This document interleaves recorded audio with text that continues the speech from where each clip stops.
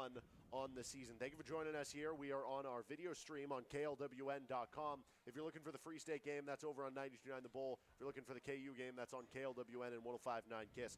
So, Matt, I wasn't on the call last week for LHS's season opening win. They looked pretty good in doing so. I got to catch some of the game on the radio. What impressed you most about the Lions in week 1? Well, the thing that I was impressed with was the effectiveness of Tyson Grammer and Tony Jacobson. Offensively and defensively, those two guys made a huge impact. And those two guys, as you know, last year did not get a lot of not probably as much playing time as you would expect. But, man, those two just impressed me so much. I mean, they were phenomenal. And then, of course, Banks Bowen had a great game running the football, 200 yards rushing for Banks, the quarterback, 150 other rushing yards between Malcolm Paul, Tony Jacobson. Yep, between those two guys. I mean, it was really just a strong performance all the way around. And I felt like the defense was clicking. Probably not humming quite as smoothly as the offense, but they did a really great job. Well, the captains setting up for the coin toss here for Lawrence High. All linemen, Kem Allen, Connor Nowak, and in addition, Kem Allen both will play on the offensive and defensive side of the ball. Connor Nowak had a big play last week for the Chesty Lions. They've also got out there, it looks like one of their other offensive tackles in Will Hendricks, and then there's the one skill player with Xander Thomas. And Xander made a big impact on the field last week. There were just a lot of impact guys. I was calling a lot of numbers, it seemed like, last week, and I'm looking forward to calling a lot of numbers tonight, too. We are excited to bring you Lawrence High football again. This is the season opener here for the home opener here for 2023. And the second game of the season for the Sunflower League for Lawrence High as they take on the Owls of Olathe West. Olathe West is coached by John Wiemers. In his first year, he took over the program after he was at Arc City. He was previously the 4A Coach of the Year. Meanwhile, for Lawrence High, of course, they're coached by Clint Bowen in his third season at the helm for the Chesties, and his son Banks coming off that big rushing performance, as Matt talked about, almost 200 rushing yards for Banks in the season opener for the Chesty Lions. They won that game by holding the opposition to just 22 points. Meanwhile, on the offensive side, they put up 41 for their own doing, so it was just impressive all around for what they put together. And as we get ready for kickoff in this one, obviously, Matt, last week beyond the offense and defense side of the ball, special teams played a big role. There was a long kick return that Olathe South had to the, I think, Lawrence High 17, but also Lawrence High got a couple fumbles off kick return. They had the blocked field goal. How important do you think that unit will be today? I mean, to be quite honest, I think that I'm looking for just a great game all the way around. I think we're going to have an outstanding game. I think we're going to dominate this West team. But then I'm a Chesty Lion through and through. Yeah. I know, but I can be realistic when need be. When we went down to Derby, I think I just predicted a win, not a blowout win. But I think this week's going to be a big win for Lawrence High. That's right. The sun is setting on us. It's a warm night, but it's a pretty darn good night in terms of weather for football here. Not quite fall weather, I would say. Still a bit in the summer, but certainly nobody's going to be upset with the weather out here tonight. And for Lawrence High, this will be for them an opportunity to start 2-0 on the year. These two teams played a year ago. Olathe West was the team that fell in that one, and Lawrence High is 2-0 in the series. We'll get to plenty of more of that coming up throughout the broadcast. We're going to take a time out here as we get ready for Lawrence High football on FM 101.7 and 1320 KLWN. Depend on it. Kids are back in school. Woohoo! And report cards are right around the corner. I hope your kids make straight A's, because this month I'm flunking clunkers and expelling junkers. Hey, Principal Joe here from Clemens Automax. I have a smart plan to keep you from flunking out in a car that can't make the grade. This week, get extra credit for your old ride. Get up to $4,900 more than appraised value for your old car. Flunk that old piece of junk and drive home a nicer, newer car today. Are you stuck in bad credit detention? My one and only For the People credit approval process can bust you out. My bankers graduated grade from the University of Approvals. Get to Clemens Automax and get an A on your old car report card. A is for approval. And get up to $4,900 more than your old car's worth. But hurry, the tardy bell rings September 30th. I'm Joe Clemens, and I want to be your car dealer. Come see us at Clemens Automax in Lawrence on West 6 next to Casey's. Call 841-0102 or online at approvedbyjoe.com. Approvedbyjoe.com. www.approvedbyjoe.com. Your home for the Jayhawks. Welcome back into Lawrence High School. The first kickoff of the game comes off the foot of Mason Barnard and is a touchback. There was Galbraith, who had a solid game last week. Yeah, his older brother, interesting, a lineman, but he's a skill player, is Galbraith. So the Lions offense comes out for the first time. What are you looking for out of Banks, Bowen, and company here, Matt? Well, so if last week's blueprint was any interpretation, we're going to see a lot of running the football, a lot of old school Lawrence High School football. 41 points in the opener for Lawrence High as Banks Bowen gets ready here. 4 of 15 for 65 yards in the air. Head coach Clint Bowen said after the game to the Lawrence Journal-World that he wanted more out of the passing game and pass blocking, but you are right, that running game was dominant. 21 carries for 197 for Banks. They send a receiver in motion. Banks is going to pass on the first play. It's thrown to the right and just a bit out of the reach of his intended receiver in Taj Edwards. And Taj is a sophomore and a really fast kid. And I look for Taj to do some good things, but that ball was just a little bit overthrown. So we'll see what it comes on.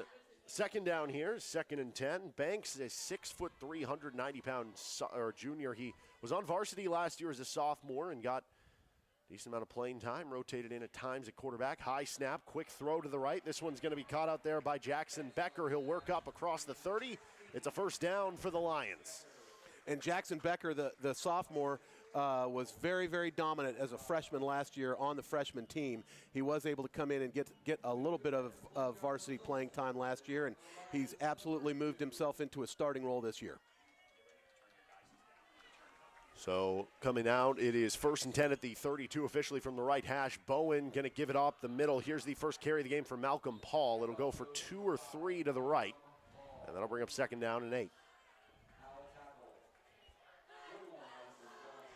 And Galbraith, 13 yards on that pickup for Jackson Becker. And for Becker, that was his 2nd catch of the year. He had 1 last week for 15 yards. Turning left, handing left, and smothered in the backfield is Malcolm Paul. Big play behind the line of scrimmage for Sam Abels, the senior defensive lineman for Olathe West. Yep, and there was just absolutely nothing doing on that one. And that was a big part of last week's game. Our lines, the offensive line really, really controlled the play of the ball. But these Olathe West Owls have the 3 men up front are really, really big boys on defense. Yes, they are. It's Abels, Buster, and Turner, the front 3 starting for them on the defensive line. 3rd down and 10 for the Lions from the 32. They've got to get to their own 42. Out of the gun is Bowen. There's 2 receivers right, 1 to the left. He'll take 1 step, look downfield, chuck it, curl route. It's caught for a first down. I believe that's Gabe Wingard who keeps going, and he's all the way down to the Olathe West 41-yard line. Great pickup there, 28 yards on that 2nd down call, and great catch, great throw, great catch, great run. Wingard able to move it. It's officially marked at the 42. 1st and 10 Lions working into Owls territory on their first drive. We're about a minute and a half into the first quarter. Throwing left quickly is Bowen. This off the fingertips of Wingard and incomplete. And that'll bring up 2nd and 10. And with those the 2 catches so far, Banks has obviously calmed down a little bit. That was one of the coach's thoughts after the game, and he was just too worried about his passes and not being comfortable and relaxed, and he certainly looks pretty relaxed so far in this game. It's his 2nd career start, but this is his 1st career home start at the quarterback position here at the varsity level. 2nd down and 10 from the left hash. They send Paul, the running back, in motion to left. Bowen looks left, now takes off on a QB draw, finds room to the left, and it'll be about 4-5, but there is a flag back toward the line of scrimmage. If the play stands, it'd be about 3rd and 5 or 3rd and 6. But it's going to go against Lawrence High for a holding. And this will bring him back a bit. And it seemed like he got maybe even 7 yards on that play. So that's a big loss. It's going to be marked from the line of scrimmage. So this is going to be a 10-yard loss in total. It will be second down again. And with 2nd and 20, they're going to bring out an extra receiver and take out one of the tight ends. It's Nowak subbing out for Mason Moseman. It'll be from the left hash once again. H-back to the right of the set. Malcolm Paul to the right hip of Bowen, who's going to flush out to the right, then throw near side. High catch is made by Jackson Becker, who burrows his way up back to the original line of scrimmage. Yeah, nice catch by Jackson. Had to come up for it a little bit, but for the most part, right on the money by Banks. So they're able to cut the distance in half. That makes it 3rd and 10. And obviously, with the territory they're in, they could use 4 downs here. So maybe they could even try to get 4, 5, 6, 7 yards here and go for a 4th down. Just kind of all depends on what happens here on the 3rd down. 3rd and 10 from the Olathe West 42. They're at the right hash. Bowen looking to the near side, making a signal for his offensive coordinator. 2 receivers left, 1 to the right at our near side. Bowen takes the high snap, pressure comes, ducks away from a few, now has to get away from another, but he's going to go down to the ground. The sack by Carson Buster. Yeah, and you called it exactly right. He had a man on his back. He didn't think he was there, and when he turned around, there he was. Tried to make a couple moves, but just was not successful at all. Huge loss on 3rd down.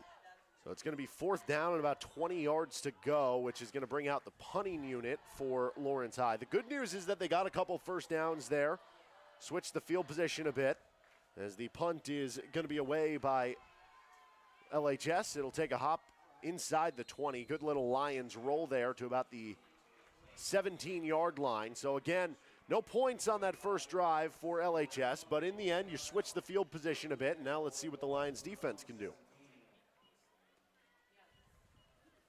And this side of the ball gave up 22 points last week. They gave up just 289 yards, 78 through the air, 211 on the ground. And really, they had a lot of rest time in the first quarter. They were on the field not hardly at all last week in the first quarter. It was all Lions controlled that ball huge in the first quarter last week. Of course, they've got that big defensive line. Connor Nowak, Kem Allen up there. And coming out for Olathe West, Cameron Cruzy, the quarterback. He's going to roll to the right. This is just going to be a QB sweep off to the right side. It's chased well, but then he turns a corner, and he's hit out at the 1st down marker, the tackle made by Xander Thomas. Yeah, it was a nice open field tackle by Xander. And that prevents it from being any more than the about 10-yard gain. Now we'll move the chains, though, and it's 1st and 10 for Olathe West to about the 29-yard line. The Owls put up 29 points last week. That was in their season opener in a 47-29 loss to Lawrence Free State. Cruzy from the right hash is going to give up the middle. This is Galvin Funk. He has nowhere to go, maybe 2 yards, but smothered well on the inside by Lawrence High. And they just were not successful doing anything, was south last week, up the middle. Just these guys up front for Lawrence High just stopped everything that came at them. It's 2nd down and 8. Olathe West, their running back is Ricardo Galvin Funk. The quarterback, Cameron Cruzy. Elijah Hakeem was injured last week, but he's back this week. He is a receiver to watch on the outside. He had 3 receiving touchdowns a week ago. The 2nd and 8, Cruzy going to look his way. It's actually going to be caught by the slot, Mason Barnard, on the little out route that he works up toward the 1st down. He's going to be short, though. It'll be 3rd down and 1. Noah Richardson in on the tackle. LHS looking to get off the field here on this defensive end.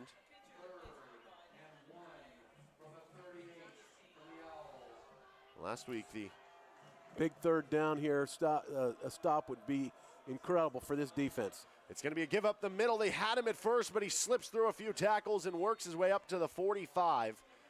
So a couple broken tackles for the 1st down. And Olathe West, they were able to move that line over here to the near side a little bit, and that little bit gave them a hole or a little bit of room on the outside and enough to give them the 1st down. Their 2nd 1st down of the drive. They move to their own 45-yard line, sitting at the right hash. This Owls offensive line averages 265 pounds along the way. Cam Allen at 290 for LHS. Nowak, for instance, is 242. Roll out to the left for Cruz. Pressure comes. He's going to get away from it. Kind of a wobbly throw. Finds its way out of bounds.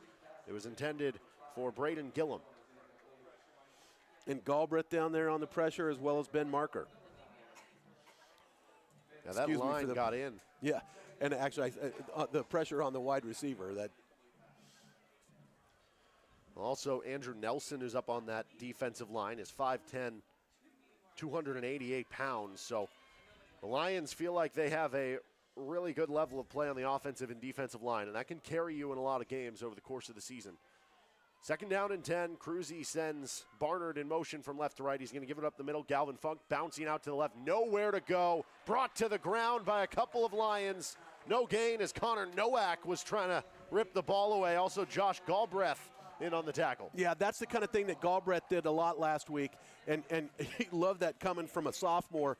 This kid is going to be a really, really good player for the Lions, hopefully for the next 3 years. But just came up quick, got the pressure on him, and those two were able to bring him down, Connor Nowak and Josh Galbraith. And obviously that sophomore class is one that Clint Bowen is very high on. I know you're high on one of the sophomores in the class, I Matt. am, that number 23. He's going to be special, maybe. Third down and 10. Barnard from left to right in motion. Lions bring 4 at him. Good protection over the middle. Wide open was Gillum for the catch. Spins by 1 inside the 20, working out to the 10, and he's going to be brought down inside. Big conversion on the strike by Cam Cruzy. Yep, Tony Jacobson able to save that. That would have been 6 points had Tony not raced from the opposite side of the field to come make that stop. Also in there was Noah Richardson. So Noah was kind of keeping it up, and Tony stopped it all together. And but good that eye was a there. Huge lane. It is, but if they can hold them to 3 here, keep in mind that touchdown-saving tackle that Matt alluded to is now a Lion going to jump off sides. And this will move them halfway from about the 8.5, 9 to the 4.5. It'll be first down and goal. Got 5:54 remaining in the first quarter. We at the left hash. Well, the Owls went 8-3 a season ago. They were 6-2 in the Sunflower League, which was 3rd place. They then beat Shawnee Mission South and Blue Valley in the first 2 rounds before losing to Olathe Northwest by just 2 points in the 6A state quarterfinals. That snapped a 7-game winning streak for them. They've since lost 2 straight after losing last week. Cruzy throws right, caught by Barnard into the end zone, and Olathe West is on the board. And he did not have a lot of pressure on the quarterback or on that receiver, and was able to make that pass fairly easily off to the far side in the end zone. So West gets the first points of the game. It's a touchdown on a pass by Cruzy to Barnard. Barnard had a touchdown pass last week on a trick play. Olathe West likes to run this swinging gate formation where they look like they go for 2, but then they can sub back to PATs. This is what they did on every one against Free State last week. And now they are going to motion everybody back in to attempt the kick here. The Lions will have to overcome an early deficit. Still more than enough time to do so, though. PAT attempted by Kyle Kurth for Olathe West. Bit of a slow hold, but he's able to get it up and through. And Olathe West leads 7-0. 5:46 to go in the first quarter. We're going to take a quick timeout and come back for the rest of the quarter of play. Lions looking to respond here on KLWN.com. For the Kansas Center for Sedation Dentistry, here is Dr. Heck. We have such awesome pieces here with the doctors and staff. I'm just excited and so confident that we can deliver just the best care in the best setting with the comfort and anxiety-free dentistry. You know, it's really our mission to be a safe place for families and individuals by offering world-class anxiety-free dentistry. That's really our niche. We enjoy taking good care of people. The Kansas Center for Sedation Dentistry. Kind, caring, and understanding when you need it most. Online at kansascenterforsedationdentistry.com.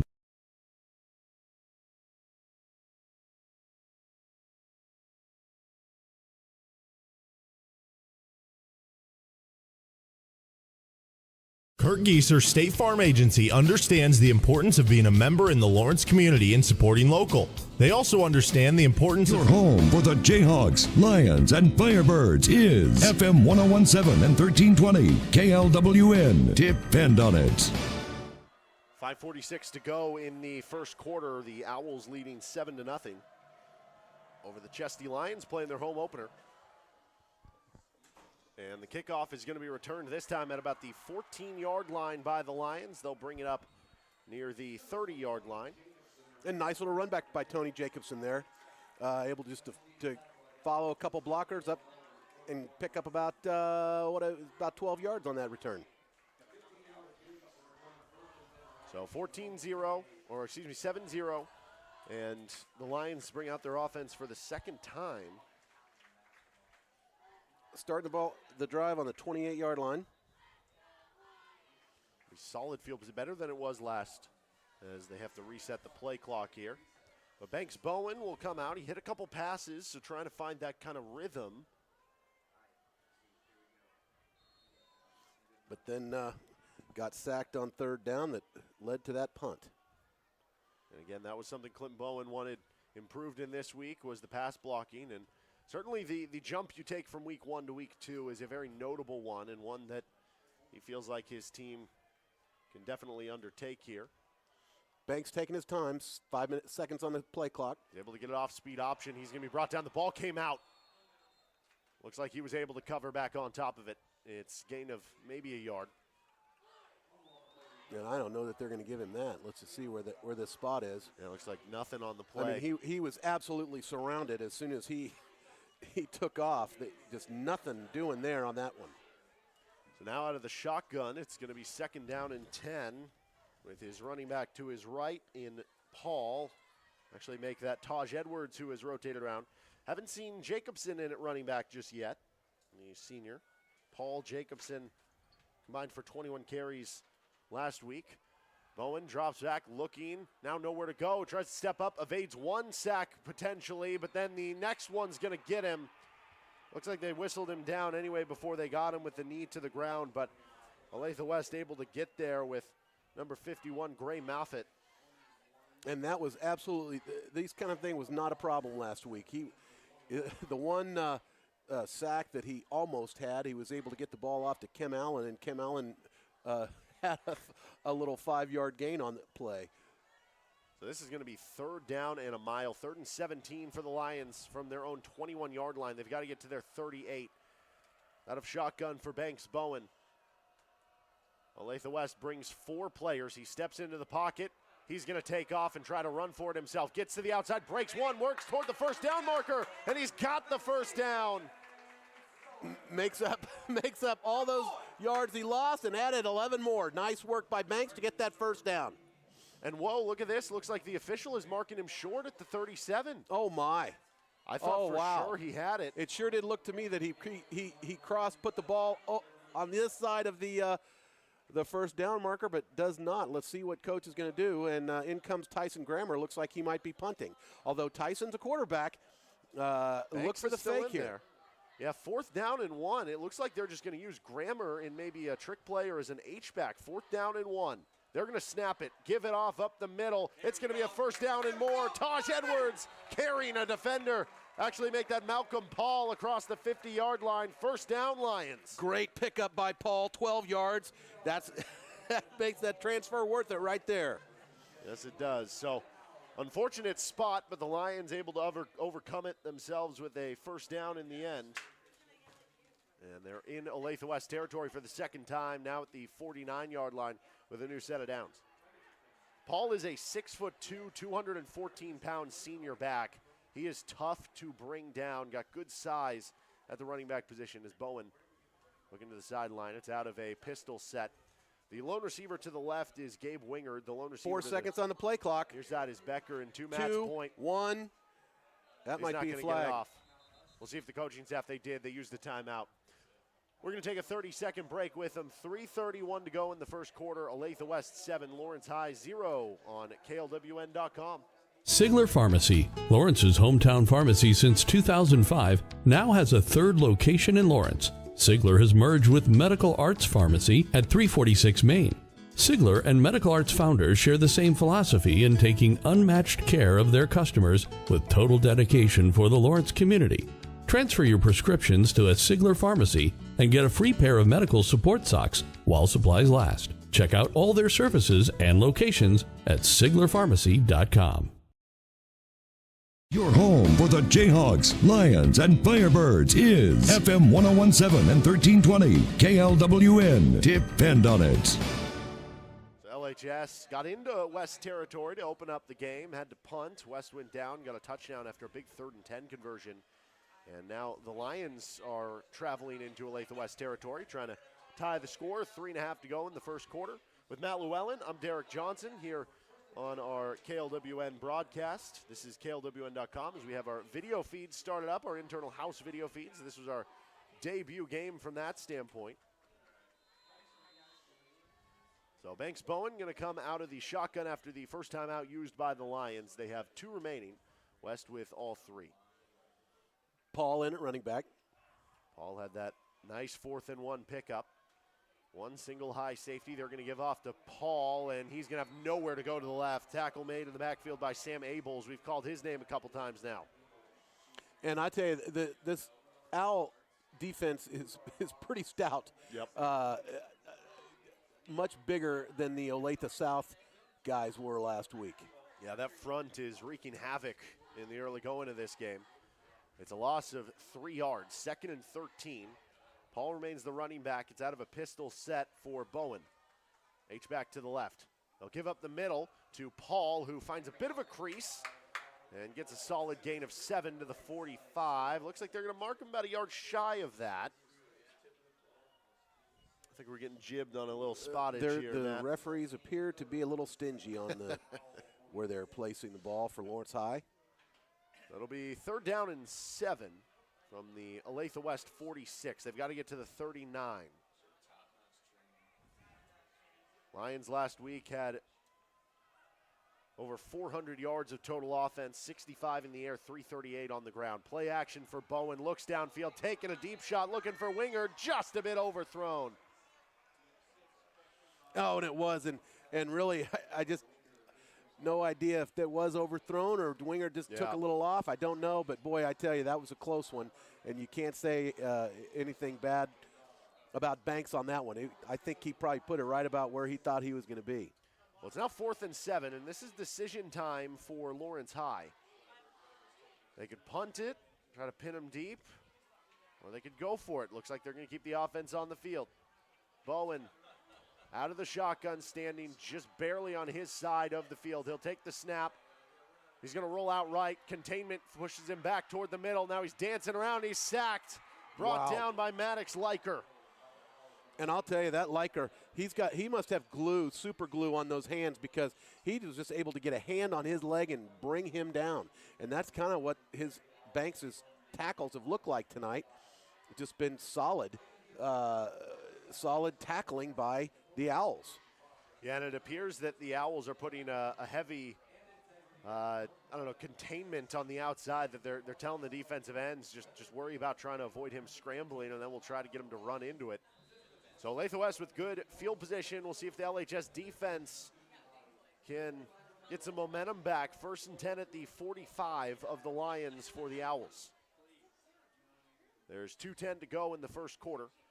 Cruzy had a touchdown pass on the first drive. He'll roll out to the right. He's going to take it himself and nowhere to go. The edge was sealed off by the Lions. Yeah, it sure was, and I'm trying to catch who that was, who made the containment. I think that might have been Kayvon Price. Jaden Harrell was I think it was in a on combo. that. Yep, Jaden Harrell, another sophomore who actually made a big impact last week. Another sophomore who's making stuff happen out there for the Lions. Cruzy throws right, pass too far out in front of his intended target on a little out route to Ty Normandin, and it's 3rd down and 11. Well, this is around the same point of the field. They had that 3rd and 10 and converted that maybe 30, 40-yard pass earlier. So 3rd and 11, 3rd down again for this Chesty Lion defense. They need to stop this and get that ball back to try to tie this score up. Cruzy out of the gun, and they get another offside. Flag. It's the second offside that Cruzy has gotten with his hard count. And that makes a 3rd and 11 a lot more manageable at 3rd and 6. And flags not really a problem last week either, but they're definitely having an impact right now. I think just 2 flags last week for the Lions for 15 yards. Already had 2 in this first quarter. West looking to the sideline, 2:02 to go in the quarter, leading 7-0. Big 3rd and 6 for the LHS defense. Crowd trying to make some noise for the home student section. Cruzy sends a man in motion with Gillum to the left, drops back, throws to the right, and it's short. They're trying a deep curl route for Elijah Hakeem. And there was all kinds of motion. I really had no idea what was going to happen on that play, and he looked all over the place. Cruzy seemed like he did the best decision he could, which really was just kind of to throw it what he thought was the most open man, but not able to connect. 4th down. That looked like a Canadian Football League play with how Gillum was running in motion. There were a lot of motion on that play as well. Yes, you're right. And it looks like they're going for it, or at least they're going to make the appearance of going for it. Let's see what happens here. Yeah, might be trying to get an offsides. We've already seen them get a couple. We'll see if they actually snap it. 4th down and 6 if they do. They've tried the hard count down to 8 on the play clock, and now they will use a timeout. We'll keep it right here on KLWN.com with Matt Llewellyn. I'm Derek Johnson. So Olathe West leading 7-0, and Lawrence High's defense with a possible big hold here. Again, we'll see if Olathe West does come out with the punting team or they do end up going for it. But feels like to me the biggest difference so far has just been the pressure and the surge that the Olathe West defensive front has gotten on the LHS offensive line. And right, that has been the biggest difference so far this game versus last game. And the offensive line just did everything right last week, but definitely letting some things happen that weren't an issue last week. But again, this Owls team is much bigger. I mean, their line is pretty stout out there. Yes, it is. And again, the Owls 8-3 a season ago. They actually began last season 1-2 after they beat Free State 33-6 and then had back-to-back losses to Lawrence High 28-21 and Gardner Edgerton 36-19. But then they won 7 straight games before eventually falling in the playoffs. So this was one of the better teams in the Sunflower League and in the state of Kansas a season ago. 4th down and 7. They bring the offense back out there after talking over what they wanted to do. Cruzy, 1 step, throws to the right. It's caught, secured, and a 1st down by Hakeem. He was planted on the sideline, but he held on. Yeah, and I tell you, I believe that that Jaden Harrell was able to get a tip on that ball, which maybe just made it a little bit easier to catch. Probably not exactly the timing was off, but it was right to him and right good enough for the 1st down. It's up to the 34. So Olathe West has had a couple big conversions on 3rd down and 4th down so far through this first quarter. That's really been the difference so far for them, sustaining the first drive and now sustaining this second drive. They'll line up out of the pistol, and they'll give up the middle. This is to one of the backup tailbacks, and a strong gain for him. It's Josh Fulland. Yeah, then that's going to be another 1st down. They're up near the red zone now, just outside of it at the 23.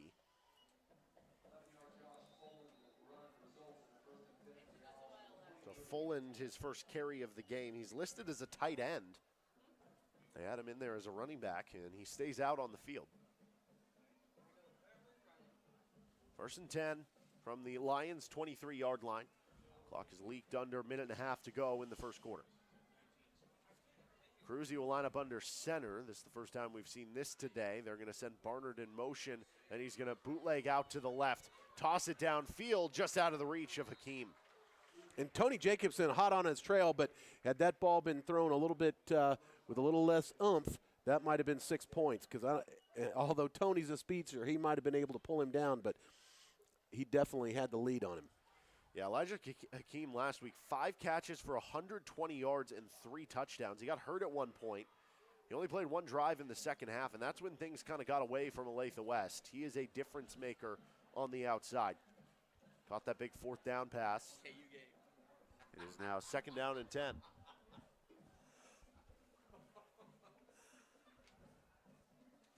$1:13 to go in the quarter.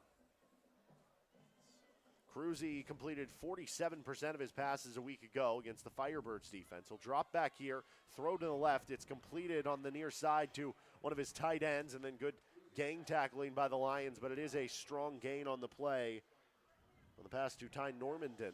Yep, Galbraith, Ben Marker, and Tony Jacobson all in on that tackle for the Lions. But it's not without a little bit of a gain. We've got 3rd down and 2 to go now. And you'd imagine Olathe West would possibly go for a 4th down here too. So this could be 2 downs to play for the Lions defense. Well, and certainly their kicker has legs, so that's a possibility as well. But we absolutely just need to stop them here. Cruzy under center again. They send Norman in motion to the right. It's going to be give up the middle. He's stuffed at the line of scrimmage. He's going to be short. And that's Galbraith who comes around the side and makes that big tackle, and that's going to stop him. That's going to bring up 4th down. And they're actually going to say he lost a half a yard on that one. Looking like his older brother at the line of scrimmage there. And in on the... Galbraith was able to make a huge impact last week. He's just going to be a really great player for the Lions. Well, the Owls have quarterback Cruzy out there, but he's calling everybody to the side, so I think they're going to let this thing run out. That's going to do it for the first quarter of play. 7-0 Owls on top of the Lions here on KLWN.com. We're going to take a break in the action and come back for quarter 2 with a big 4th down upcoming on 4th and 2. We'll see if the Owls end up kicking a field goal or going for it after this timeout.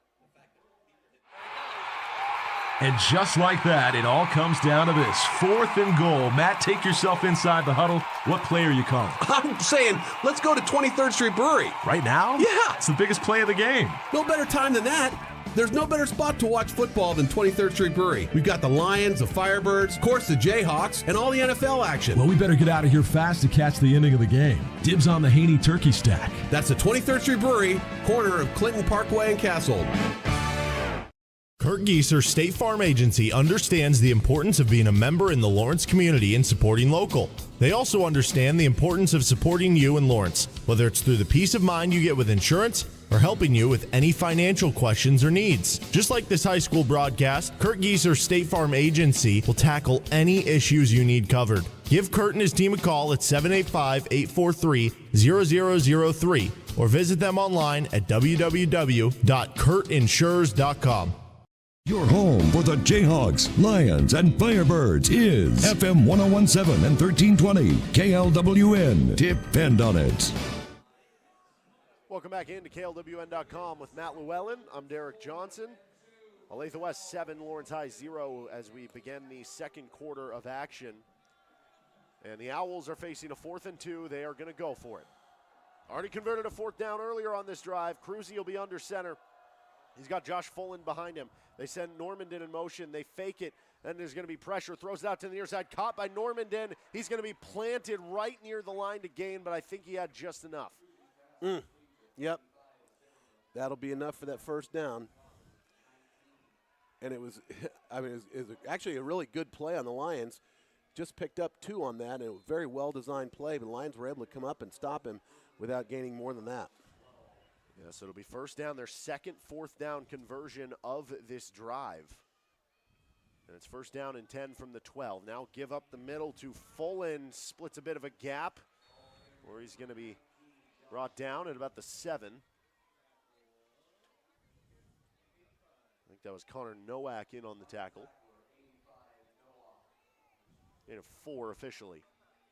It's like subbing in for the Lions is going to be Larney Finney.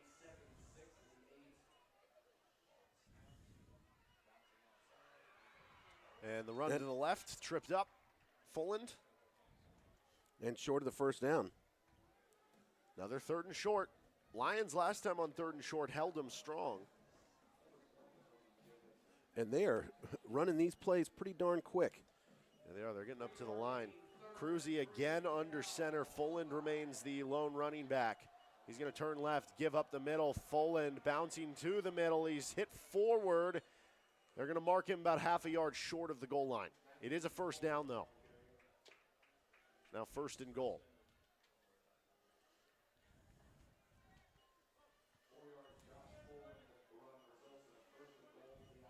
First time this year, Lions have been down in a game.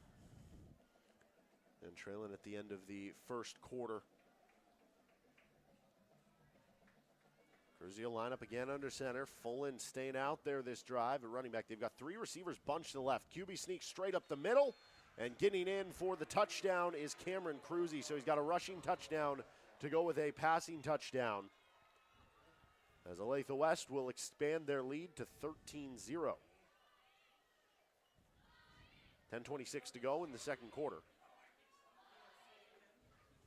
And a nice, I mean, the drive was very effective for West. You can't, you know, they did it both ways, running and throwing the ball. And here is down for the extra point try. Yep, Kurth, the kicker here.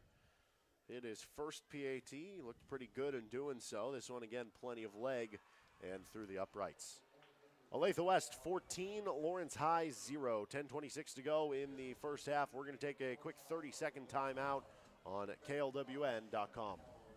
There are a lot of Mexican restaurants that claim to be authentic or think their food tastes that way, but nothing compares to Mama's Tamale Shop. Enjoy artistically prepared tamales, empanadas, and street tacos with your choice of meats and salsas that are prepared fresh to order. Not sure what to order? Mama's will always give you a sample. Relax and enjoy great food and try one of the fresh waters or jarritos on the patio. Authentic Mexican food. Come hungry, leave satisfied. Mama's Tamale Shop, 9th in Louisiana. Your home for the Jayhawks, Lions, and Firebirds is FM 1017 and 1320 KLWN. Depend on it. Olathe West leading 14-0. Lions looking for a comeback tonight. Their home opener. Matt Llewellyn, I'm Derek Johnson on KLWN.com. Kickoff will be had here by Kyle Kurth, who is 2 for 2 on PATs. Galbraith and Jacobson deep for the Lions. It'll be Galbraith fielding it about the 10-yard line. Cuts up the middle and trucks a man forward to the 30. Nice little pickup there, straight right up the middle is Galbraith. So starting it there and trying to get something, make something happen on this third drive of the game for the Lions. Last game, turnover on downs, punt, and punted on the first drive of the game. Last week, Lawrence High put up 21 points in the first quarter alone. Looking to maybe have that here in the second quarter. They took down Olathe South in the week 1 opener. They lost to Olathe South last year in the opener, so got a little bit of revenge last week. Gonna come from behind now on Olathe West. Bowen will be out of the shotgun. Malcolm Paul is his running back to his left. Head high snap, quick throw out to the right. High grab is made by Becker, who slips by the first. Then he's going to be spun to the ground past the first down marker. Nice job by the sophomore, 11-yard pickup there on first down. Already 6 feet tall as a sophomore. We've already seen him have a couple nice catches in this game. Gain of 12 officially. It's 1st and 10 to the 42. And the only bad thing about Becker making that big catch and reception is that I'm going to have to hear it from his father all night long later after this. I don't believe of any relation to our program director, Joel Becker. Certainly not in stature. The throw over the middle is going to be incomplete, looking for Moseman on a slant route. And just in and out of the fingers of Moseman. Had to dive for it a little bit, but certainly a catchable ball. But had he caught it, it would have been a very nice catch. Yes, it would have. It was in tight traffic. It's now 2nd and 10 from the 42 for the Lions. Well, last year against Olathe West, they put up 358 total yards. They haven't had too much trouble moving it to around this point midfield. It's been once they've gotten around here, they've been slowed down. Speed option, Bowen keeps it up the middle. He finds a crease, and he's got the first down and more up to the 43-yard line. Yep, it was all there for him that time, and perfectly designed play. It looked like Moses out there separating the Red Sea, and he had a clean shot to go up 15 yards. Nice pickup by Banks Bowen. Yeah, it was Moses if he was colorblind. It was clearing the white sea with the white uniforms of Olathe West here. So another first down up to the 43-yard line of Olathe West. Their 3rd time in Owls territory. Looking to get their first points, though. Bowen looking left. Time comes. Now the pocket collapses. He's flushed out to the right, looking downfield. Throws it downfield. Pass too high. And out of bounds. Out of the outstretched arms by Moseman, and very fortunate that was out of bounds. That could have been intercepted. Tipped it just enough to give it a little bit of air, but fortunately out of bounds. And I'll tell you, the plays that had success were very, very quick. Against this team, they're able to figure things out quicker than than South was last week. He's not going to have as much time as he did last week against South. Second down and 10 for the Lions. It'll be a give up the middle to Malcolm Paul. Takes one away with him. Then he gets knocked down hard. The ball did come out late. They called him down, though. Well, Paul took a lick to the head. That could have been a targeting. I'm really surprised that I did not see a flag on that play. And they're stopping, and Paul is in some pain. I think he got his bell rung really good. There's a very strong possibility we might have just seen the last of Malcolm Paul for the night. Yeah, that probably should have been a targeting there. He picked up 9 yards, slipped a couple tacklers, and as the next one was taking him to the ground and kind of bringing him down by the back, another defender came in kind of head first and hit him in the helmet. So, and Coach McAnderson was out there with him. Coach McAnderson, the running backs coach, making sure everything was okay, and he is getting up under his own power. Little limp. I've got to think that his bell was rung. Bent backwards too. So yeah. Oh, it was. I mean, it was a gruesome hit, and it was to the helmet. Unless I didn't see something, but I will absolutely be asking the coaches about that when I'm talking to him after the game. Yes, they're going to check on him. Hopefully, he's all right. The seniors had a great start to the season. Of course, the Lions do have a lot of talent at that running back position, so that is the good news here. By the way, nice nine-yard pickup there by Paul before he got stopped, and we've got 3rd down and 1. That's right, up to the Olathe West 34. They've got to get to the 33. Now in at running back is Tony Jacobson, the senior who also plays corner for the Lions. It'll be a pistol set. They've got Tyson Grammer, the backup quarterback and H-back, into the left of the formation. One receiver to each side. They're going to give it up the middle to Jacobson. Stutter step, then bursts through for the first down. Patient run, but then found the hole and got the first down and more. Absolutely. That's exactly what he did. You're kind of wondering whether or not he was going to get it, but boy, he just kind of found the seam. The guys were able to keep on pushing, and then he just kind of, once he squeezed through that hole, picked up about 7 yards more. So nice little eight-yard pickup there by Tony. 1st and 10 to the 27 for the Chesties. They're going to have 2 to the right, 1 to the left. Again, Jacobson stays in there. He had 8 carries for 56 yards last week. That's 7 yards a carry. So good stuff out of your spell running back. Quick throw is going to be caught here. Then slipping is Wingard on his way to the end zone. Lawrence Lions! Fumbles in. Touchdown, Gabe Wingard! Lions! Touchdown! Beautifully designed play. Perfect target. Wingard's wide open in the end zone. 6 points. Lions are on the game here with 8:33 left in the second quarter. A little hitch route thrown to Wingard, and great job breaking through the tackle and working his way to the end zone. And the Lions are on the board here in their home opener, 8:33 to go in the first half. And I'm not good at math. I need to know how long that catch was for. I think that would have been about 27 as the PAT is through the uprights. You're good. Good job, buddy. And the Lions cut the lead in half from 14 to 7. It's now a 7-point deficit with 8:33 to go in the first half. We will keep it right here. Great response by the Lions, Matt. It really was, and exactly what they needed here. Get a little momentum, maybe get the ball turnover, and we'll get this game back to 14-14. That's right, and Lions are always gritty. They're always ready for a comeback. And I'll tell you, something we saw a couple times last week was a little onside kick action. I wouldn't be surprised if we saw either a squib kick or just back to that second line.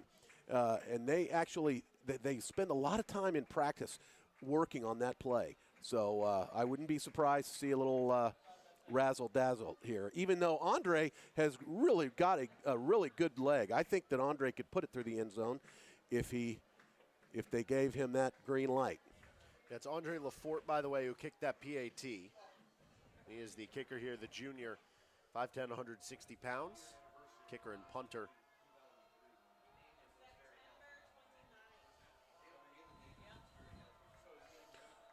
Late whistle here coming in from somewhere. And now they allow Lafort to trot on. He will kind of pooch kick it. It's going to hit at the 20 and take a hop. It'll be fielded by Hakeem. He is dangerous with the ball in his hands, but here he's swung to the ground by the Lions special teams. Yeah, great job by those guys getting down there. I think Tony Jacobson in on it. So was Jackson Becker. Yeah. And you know, it's really cool to see Becker. I can't emphasize enough the impact that these sophomores are having on this game. I mean, it's very, very important for the future of this team and everything going on. But you love to see a well-rounded football team with a lot of the grades represented. Well, meanwhile, over on KLWN and 105.9 KISS, Devin Neal, Lawrence High alum, has just scored a touchdown. So Kansas leading 20-0 now. I think they should announce that on the PA. I think that'd get a pretty big cheer. Devin Neal touchdown. Cruzy going to take off to left on a QB sweep. He's being chased by Galbraith to the outside, and he's going to be knocked out of bounds. Good play again by the corner. Yep. Josh Galbraith, sophomore. He's been in on a lot of plays today. He sure has. Well, meanwhile, we've got Free State going over on 92.9 The Bull. We'll get score updates during our 23rd Street Brewery halftime report.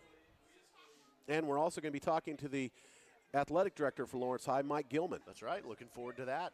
A lot of fun sports. It's not just football. Lots of other sports going on that the Lions expect to have strong seasons here in the fall.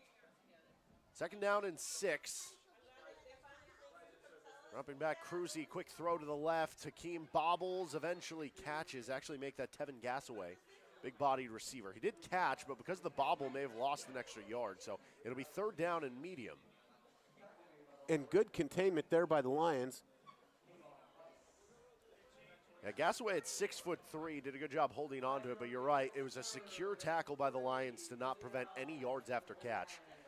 And it's now 3rd down and 3, maybe 3.5 for Olathe West as Cruzy comes out in an empty formation. 2 receivers to the left, 3 to the right, no running backs with him.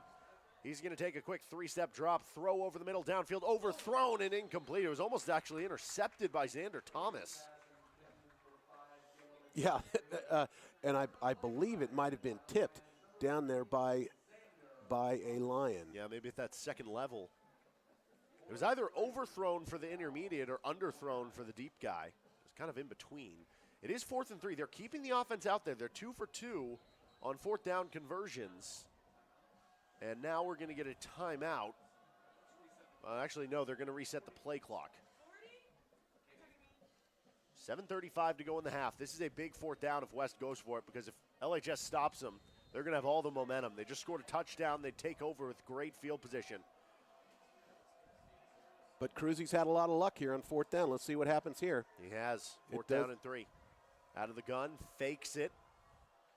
And you know Coach Bowen's telling them, do not jump, do not drop back. This looks like a punt, and he is going to do just that. Nobody's back to return it for the Lions, so it could roll for a while. Hits at the 35, and I don't know why, but Gassaway grabbed it off the first hop. That could have rolled a few more yards. You would have thought, but Gassaway grabbed it. Helps out the Lions. Yeah. That's where we'll start it here.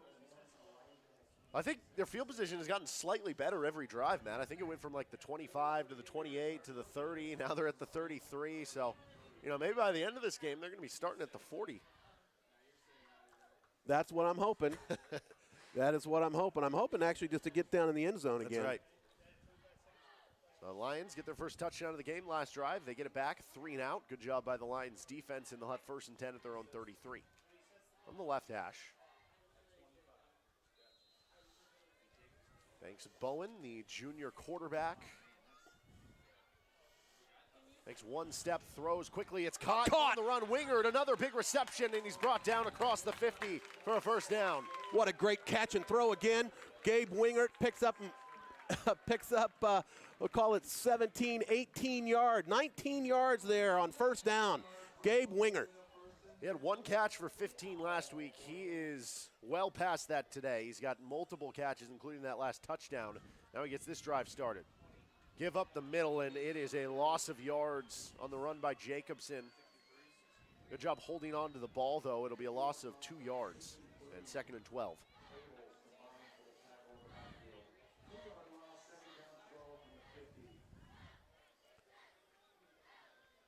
So the Lions with under 7 minutes to go in the half, looking for an equalizing touchdown drive here. Again, they had over 40 points last week, and that was without even getting the passing game going. They're getting that going here on this game. And that looked like maybe a couple people jumped. Snap came a bit late. Yep, that's going to be on Lawrence High. Another penalty. So obviously some things that they're going to want to clean up at halftime. I think think that's either third or the fourth of the half for the Lions. It'll be 2nd and 17. And none for the Owls. And Malcolm Paul's over here on the sidelines. Looks like he's talking to the trainers. And my guess is we have seen the end of Malcolm Paul if he indeed did get a concussion, which I think they're kind of trying to determine right now. Quick throw right, caught by Jacobson, works up the right sideline. He's up across the 40. Big gain on 2nd and 17, and that'll make it 3rd and short. And that is a true definition of the speed of Tony Jacobson, man. He just flew. It looked like he was just a rocket up that sideline over there. Just threw him the ball on the quick little out route out of the backfield and worked up to the 40. It's 3rd down and 2 for the Lions. Imagine this is 4-down territory. As Jacobson stays in at running back. 2 receivers left, 1 to the right. Now Jacobson moves behind him out of a pistol set. Bowen takes the snap, speed option right, flips it to Jacobson, working up the right. He's got the 1st down, late flag in as he's knocked out of bounds.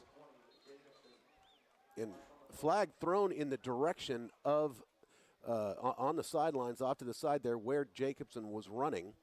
But a nice, again, you can see the speed of Jacobson. He just was just able to fly right through there for a 5-yard pickup. And let's see what's happening. Oh, it is a holding call against the Lions. And that's tough. Negate that nice little run by Jacobson for the 1st down and tack on 10 more. And another penalty. Very been one-sided in the yellow flags that have come out so far. See where they mark it, because it'll be 10 yards from the spot of the foul. So looks like they did mark it at least a little more up, which is going to make it 3rd and 9 from the 47. And now Bowen out of the gun again. This could be 4-down territory if you pick up 5, 6, 7 yards. So we'll see how they approach this. Bowen, quick out to the right, is going to be secured. Yeah, nice 5-yard pickup there. That's Becker again. Again, the sophomore Becker with that catch and nice pickup, but not enough to negate the 10-yard penalty. They do keep the offense out there, so I think that might have been the intention. Trying to make this thing a little bit closer, but Lawrence High is going to burn a timeout first before we get to the play. They'll have 1 remaining in the half. West will have 2. It is 14-7 Owls with 5:25 to go. We're going to take a quick 30-second break. This is KLWN.com.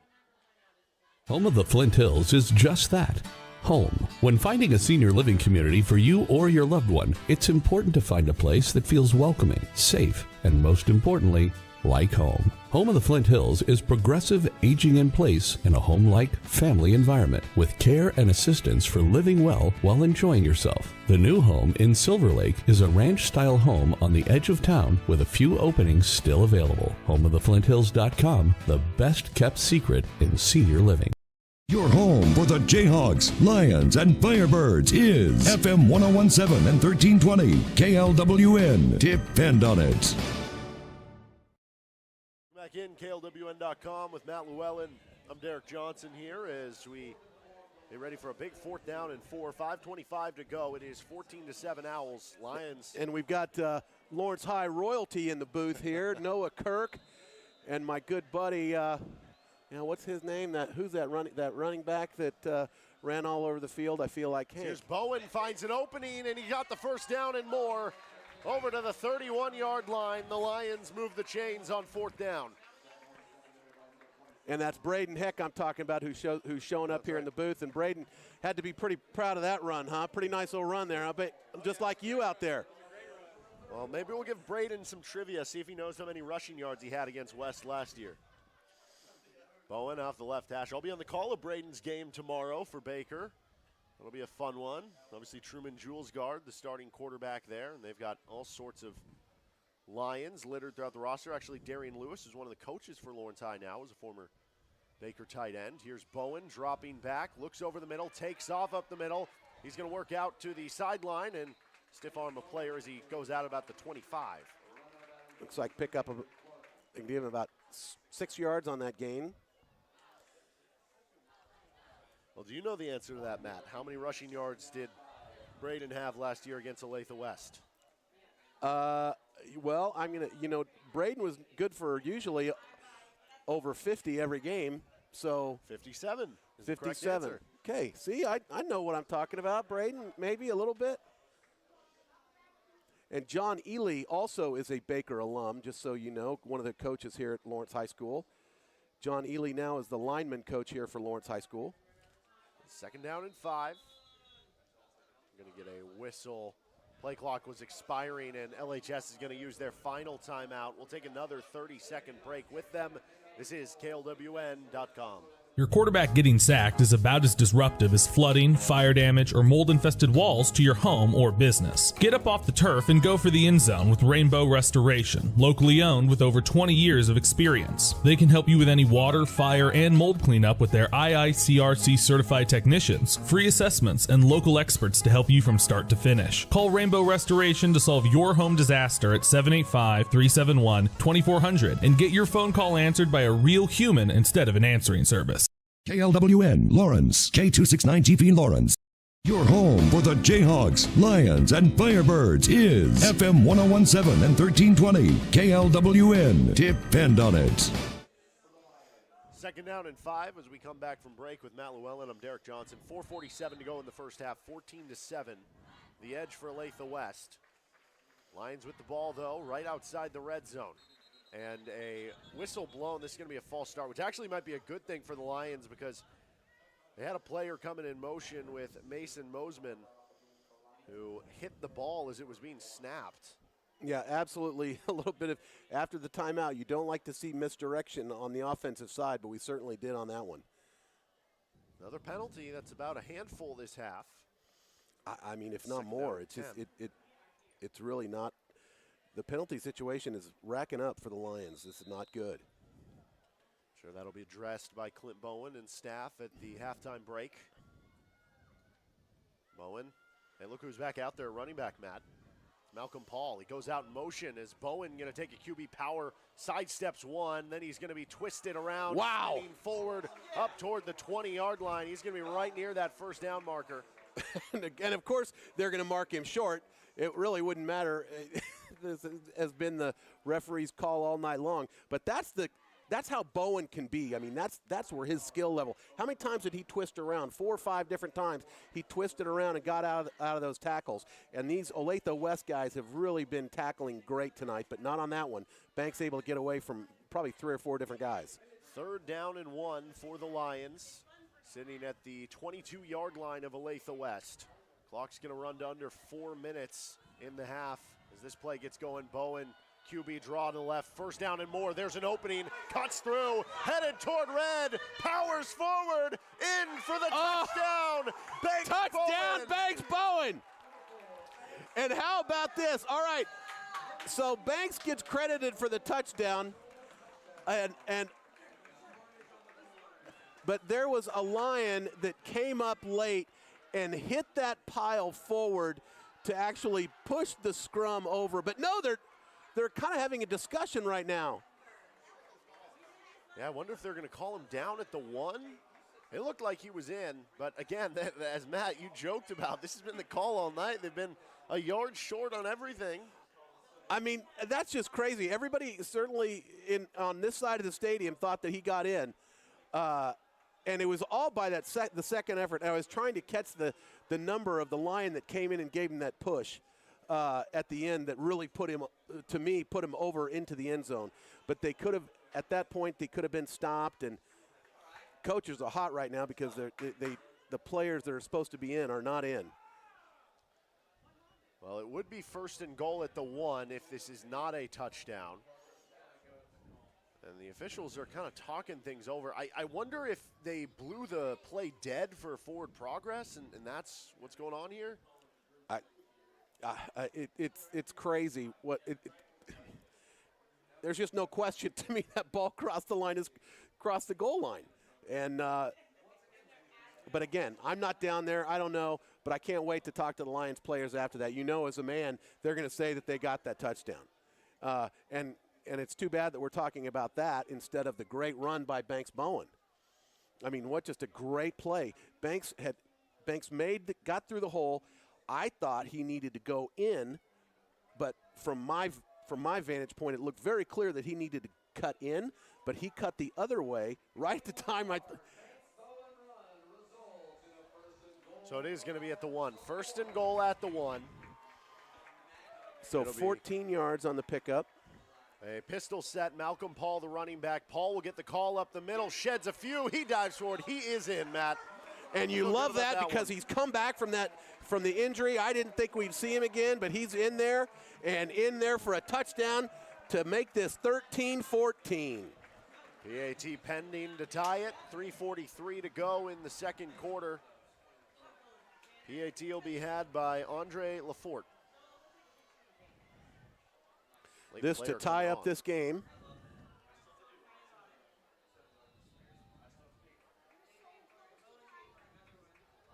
Good snap, good hold. The kick has plenty of leg, and it's through the uprights. We are tied at 14.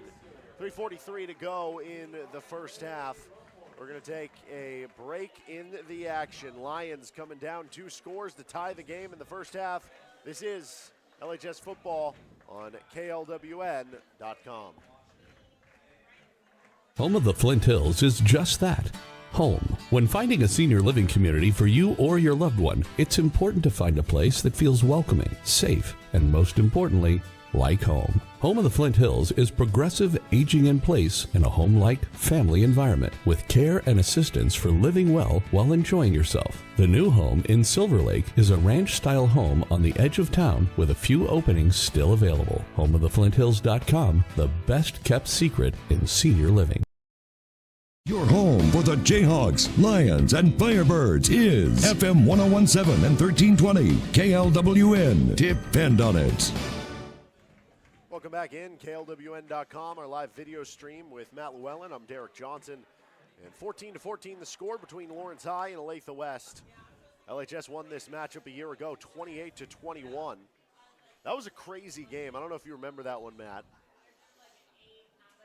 Did you say 48-21? 28-21. I can say, yeah, because I when you said 40, I didn't think it was that. Here we go. As Pooch kicking, breaking through my. Olathe West. Here's an opportunity, and heading down the line, they're going to call him out. Dylan Velasco, he'll be marked out at the 36, but that could have been a kick return touchdown very easily for the Owls.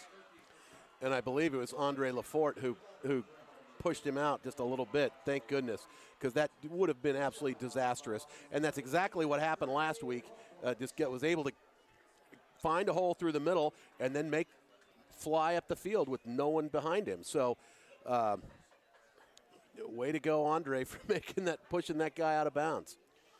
Yeah, it could be a big potential play if the Lions defense can hold here. So the Owls getting going here.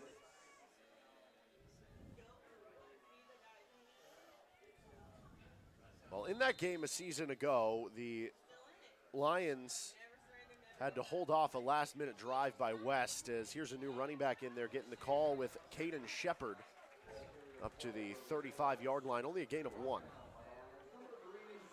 And Xander Thomas with the nice stop there for just a very short gain there for the Owls. But yes, I do remember that because the game was not in question. I mean, it took the entire fourth quarter to be over. Nothing was predestined in that game. Second down and 9 from the 35. Cruzy here out of the gun. Shepard stays his running back. They get a fake, then throw over the middle. Oh! Intercepted off the hands Xander wants that one back. It was right in and out of his hands. I mean, he didn't. I don't think he saw it coming, and he saw it the last second, able to get his hands up there and try to grab that ball, but not able to make it. Or he could have potentially scored on that deal. He was wide open on this side of the field. Does bring up 3rd and 9 as the Lions defense looking to hold. This would be a huge hold if they could do it after the long kick return. Cruzy out of the shotgun. Sends Gillum in motion, and we're going to get a timeout. I don't think Lawrence High has any timeouts. Well, whatever it was, Clint Bone is not happy and is yelling at his defense out there. He is not happy with what's going on. And there was a lot of misdirection.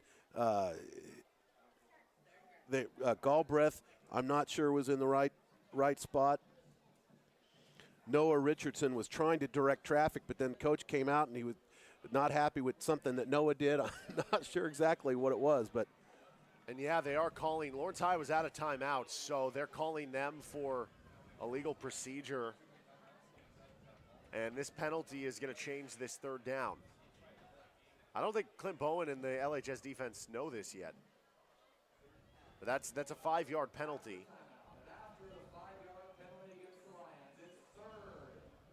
So it's 3rd down and 4. And that changes things a little bit. Well, and the way the defense is looking, maybe that 5 yards might be good spent. 3-3-5 stack defense, the base defense for the Lions. Like to play fast and physical to the football. 3rd down and 4, Cruzy gonna drop back, throw over the middle. Intercepted! Xander got it! Xander got it! Xander got it! He is off to the races! To the 20, Cruzy chasing, cuts back, and he's knocked out inside the 10. Xander Thomas on the very last play thought he had an interception. He didn't get it, but he got that one. And what a play by Xander Thomas. Picked that ball up and all the line down to the races. And that unfortunately did not get the TD, but stopped, went all the way down to the 6-yard line. I don't know how big that return was. Every bit of 50, right? Oh, more than that. 58 we're calling it. Guys, they're a lot better at math than me. So Xander Thomas with a big game-changing play for the senior safety and wide receiver. And the Lions take over 1st and goal, 2:42 to go in the half, 14-14 the score here in quarter number 2. Bowen will be out of the pistol. It's Malcolm Paulin at running back, but another whistle and a timeout here for Olathe West. They'll have one more remaining in the half. We'll keep it right here. Well, some scores from around the state. It is halftime in a bunch of action right now going on as Saline leading Hanover 12-8, Smith Center over Norton 8-0, Washburn Rural leading DeSoto at halftime 21-7, Abilene on Concordia 28-7, Scott City 28, Ray County is at 14 at halftime, Phillipsburg 32, Oakley 0, Pratt 32, Heston 7 at halftime, Andale 42, Rosehill 7, and Coffeyville 7, Winfield 0 at the break. Also, meanwhile, Kansas leading 28-7 at halftime over Illinois on KLWN and 105.9 KISS. Trying to get an update from Free State along the way here. And we know Devin Neal has at least one touchdown, is that correct? He has one touchdown, correct.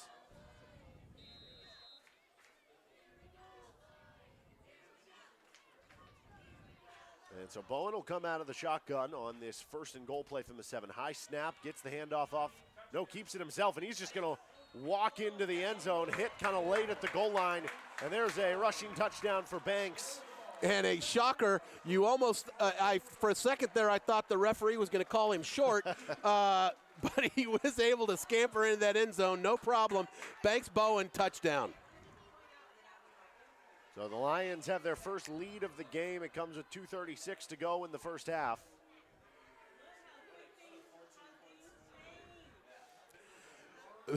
And it all started on that 58-yard pick by Xander Thomas. And Andre puts it down, and the kick is up and good. That's a 21-14 Chesty Lion lead here at Lawrence High School Stadium, being broadcast from the Hank booth. And it's a 21-0 run for the Lions. And Xander Thomas right now, the hero of the evening. Just a great, great pick there from a quarterback who was pretty much doing whatever he wanted to do. Yeah, Cruzy had been real good. That was his first interception of the season. And by the way, Clint was, it looked like he was chewing on the guys, and I don't know if he was chewing in a good way or a bad way, but it is on the kicking team, and Clint absolutely had some words for him.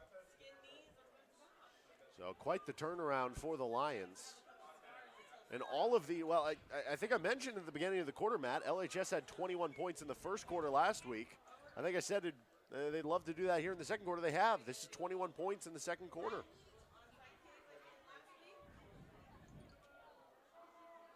So LaForte awaits the kickoff. We'll see how the Lions coverage team does after nearly giving off the kick return. But, I mean, give LaForte credit, because without LaForte making that, shove out on the kick return previously, that interception never happens.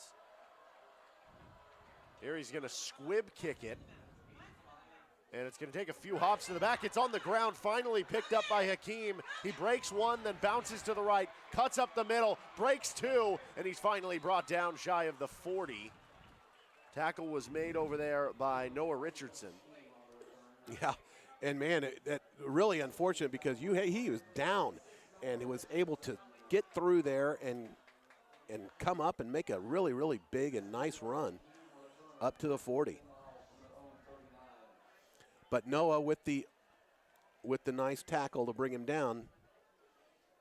Otherwise, it would be a different story here. 2:27 to go in the half. By the way, Cruzy is just a freshman, the starting quarterback for Olathe West. Doesn't look like a freshman out there. I didn't even look at his age. I'm shocked, actually. He looks very mature and very well versed in the football field. First down and 10, three-man pressure for the Lions. It's coming now. He has to scramble out to the right, then chucks it downfield. Wide open receiver, but it's just overthrown. It. I don't even know. Overthrown might be the wrong word. Misjudged by Dylan Velasco. Players down for the Lions. He's going to hop off. And that's Xander Thomas. He might just be cramping. I've got to think it's a cramp. The way what he's doing, it looked like a cramp. And Xander was the defender on that receiver, and right after it went through his hands, Xander was ready to lay a hit on him, but it didn't come to that.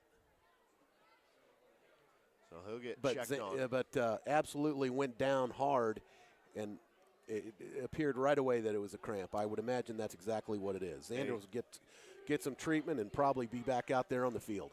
Yeah, you can understand after he had that long interception return. He's been on the field. Oh, yeah. 2:19 to play here in the first half. Lions lead at 21-14. Owls have the ball on their own 39-yard line. Second and 10. And it'll be shotgun for Cameron Cruzy on this second down play. By the way, LHS out of timeouts. West has one left as we come close to the end of this first half. Cruzy going to drop back, another three-man pressure, throws the little drag route, this time caught but falling to the ground on the catch by Velasco. It's a gain of 5. And a nice open field catch. Had to dive for it, so was not able to really get anything after the catch. But no Lions around him. So he probably could have picked up quite a bit more had it been a more accurate throw. Biggest difference in the Lions defense, they've come through with these third down stops since those first 2 touchdowns for West, that and the fourth downs, as Cruzy will drop back. There's a QB spy, throws over the middle again. It's Velasquez. This time he catches it, and he's twisted to the ground at the 42. Tackle for Ben Marker. And Ben was really kind of holding on for dear life. Velasco really looked like he was going to get away from him, but Ben able to hold on.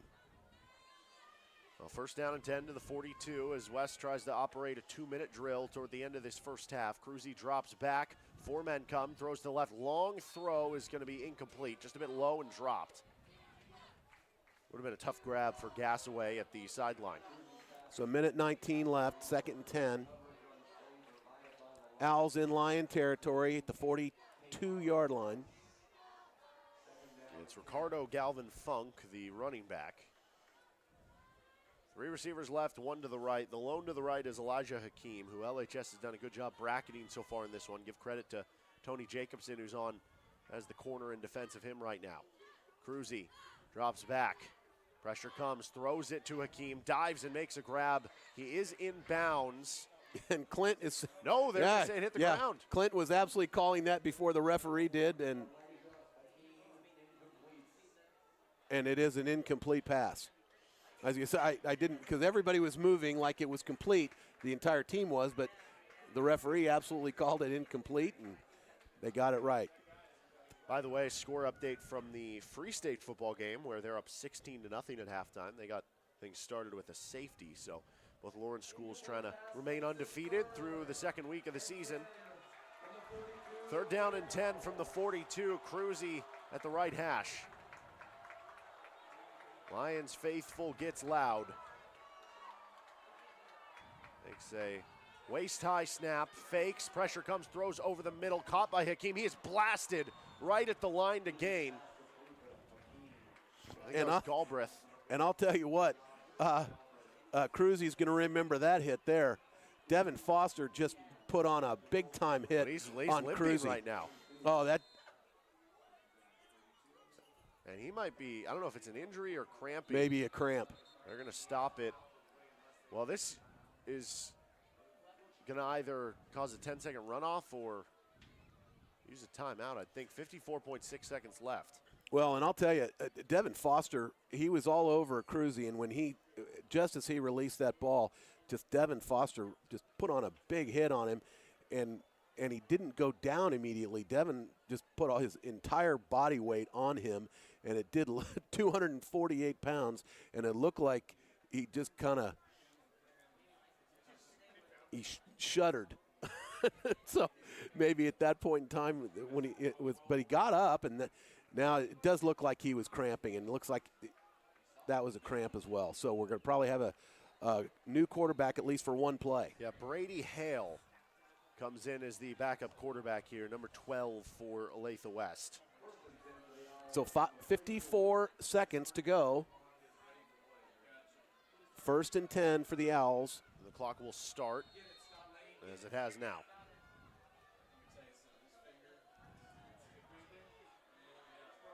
Hale takes the snap. They're going to let the backup throw. He's going to throw to the left side. It's underthrown and incomplete, trying to hit the long, deep out for Tevin Gasaway. That's a tough first throw to have as backup quarterback. Yeah, it really is. Not warm. He's not warm, and he's trying to warm up his arm right now just on the in the backfield, and Cruzy is not coming back out. So you would imagine they might keep Cruzy out now until halftime with 42 seconds left. 2nd down and 10. But pretty crucial for the Owls. They want to get something on the board, and the Lions, of course, would want to stop them. Hale is just a sophomore, takes a low snap, evades to the left. He's being chased as he throws on the run, and it's behind Gillum, incomplete. Oh, and Cruzy's coming back in. For a key 3rd down. 36 seconds left. You know how important this series of downs in. They're going to maybe even rush Cruzy back in. But 3rd down and 10. This is absolutely the biggest 3rd down play of the game so far. And Cruzy looking to his sideline. Waits for some adjustments on the 3rd and 10, down to 10 on the play clock for him. The young freshman had the interception last time he was down here. Takes the snap, throws a deep out to left, and again it's short, and he takes another hit. I mean, a big hit. I think that was Kem Allen. By our biggest boy on the field. That's right. 4th and 10. They're going to keep the offense out there. This would be a deep field goal. This would be from about 50 yards. Kind of no man's land. Kem Allen, our senior, 6'2", 290 pounds, and every bit of him was felt by Cruzy on that hit. And, of course, they're going to go for it. They've got a kicker. You would think that a field goal would be a possibility, but I think that they're going to go for this 1st down. So Cruzy out of the gun. Brief man pressure. Has time. Now it starts to collapse. He's being chased on the run to the left. And he's not going to have anywhere to go. He has to run out of bounds. I'm not sure why he didn't just throw it up to give his team a chance, but Lions will take over at 22 seconds. But Devin Foster, Andrew Nelson, Kem Allen over there. All those big linemen were running after that guy. And he, I would imagine he didn't want any chance at all to be hit by one of those big boys. So 22 seconds left on the clock, and you would think that Clint Bowen doesn't like to mess around. My feeling, he's going to try to air this thing out. Yeah, at their own 32. Well, they're on a 21-0 run at the very least. 10 to the half. As long as nothing crazy happens here. Paul in the backfield. Oh, and he will just take a knee. So that'll do it for the first half of action. We're going to let the clock wind out. Lawrence High was down 14-0 in the second quarter. 21 unanswered points, including that big interception by Xander Thomas. Has the Lions in front by a touchdown and a PAT. 21-14 is the score after the first 24 minutes of game action. We're going to have a special halftime guest with Mike Gilman joining us here. And then we'll have our second half of play after we take time out in the action. This is KLWN.com. Kids are back in school. Woohoo! And report cards are right around the corner. I hope your kids make straight A's, because this month I'm flunking clunkers and expelling junkers. Hey, Principal Joe here from Clemens Automax. I have a smart plan to keep you from flunking out in a car that can't make the grade. This week, get extra credit for your old ride. Get up to $4,900 more than appraised value for your old car. Flunk that old piece of junk and drive home a nicer, newer car today. Are you stuck in bad credit detention? My one and only for the people credit approval process can bust you out. My bankers graduated from the University of Approvals. Get to Clemens Automax and get an A on your old car report card. A is for approval. And get up to $4,900 more than your old car's worth. But hurry, the tardy bell rings September 30th. I'm Joe Clemens, and I want to be your car dealer. Come see us at Clemens Automax in Lawrence on West 6 next to Casey's. Call 841-0102 or online at approvedbyjoe.com. Approvedbyjoe.com. www.approvedbyjoe.com. Terms subject to approval. Vehicle purchase price affects trade allowance. Some minimum requirements. And just like that, it all comes down to this. 4th and goal. Matt, take yourself inside the huddle. What play are you calling? I'm saying, let's go to 23rd Street Brewery. Right now? Yeah. It's the biggest play of the game. No better time than that.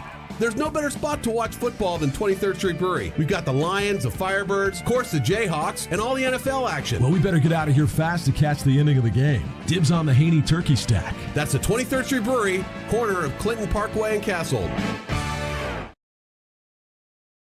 There are a lot of Mexican restaurants that claim to be authentic or think their food tastes that way, but nothing compares to Mama's Tamale Shop. Enjoy artistically prepared tamales, empanadas, and street tacos with your choice of meats and salsas that are prepared fresh to order. Not sure what to order? Mama's will always give you a sample. Relax and enjoy great food and try one of the fresh waters or jarritos on the patio. Authentic Mexican food. Come hungry, leave satisfied. Mama's Tamale Shop, 9th in Louisiana. And we're back here at the Hank booth on the beautiful campus of Lawrence High School, and joined at halftime by Lawrence High School royalty, Braden Heck, just after graduating last year, finishing up his high school career here. Great career at running back, and Braden just made a huge impact for the Lions. My 3rd and 4th down specialist, I used to call him, because if you wanted 3 or 4 yards, you give the ball to Braden, and he was going to get it. Every once in a while, he'd have the big breakthrough, but he was, no matter what type of situation, you always seem to be able to pick up 3 or 4 yards when needed. Didn't you kind of think that way?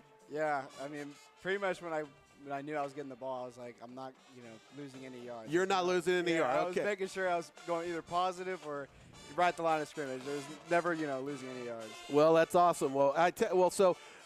Braden, you've been busy. You didn't really have much of a summer, did you? No. You got right to work. You're playing football at Baker now, yeah. And so what has that been like for you? That experience so far?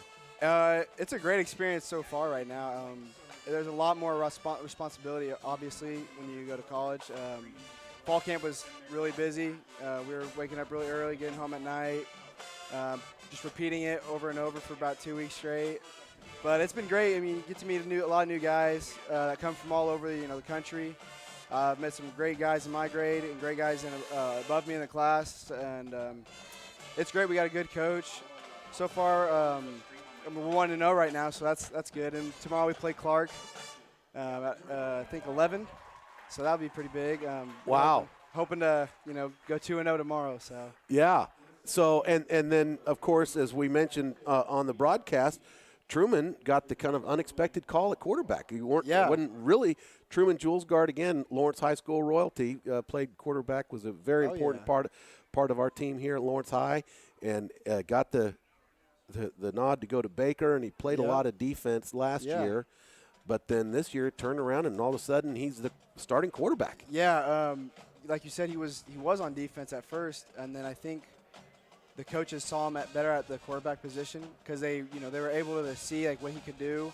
And I think after fall camp, him putting in all the work, I think they started to realize that Truman's going to be the guy, that takes us and what we call is restore the order at Baker. Yeah. That's our new motto, is restoring the order. Okay. We've the coaches said for too long Baker is, not lived up to expectations that it should, and it's been kind of falling down. So this is our year of restoring the order and making Baker what it once was. Well, awesome, man. Well, that's cool. But so fun experience so far for you playing college football. Yeah. You meet some great guys. I mean, high level competition right now.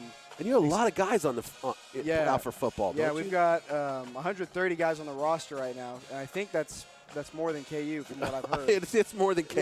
Yeah. So I'm pretty sure it's more than KU, but it's great.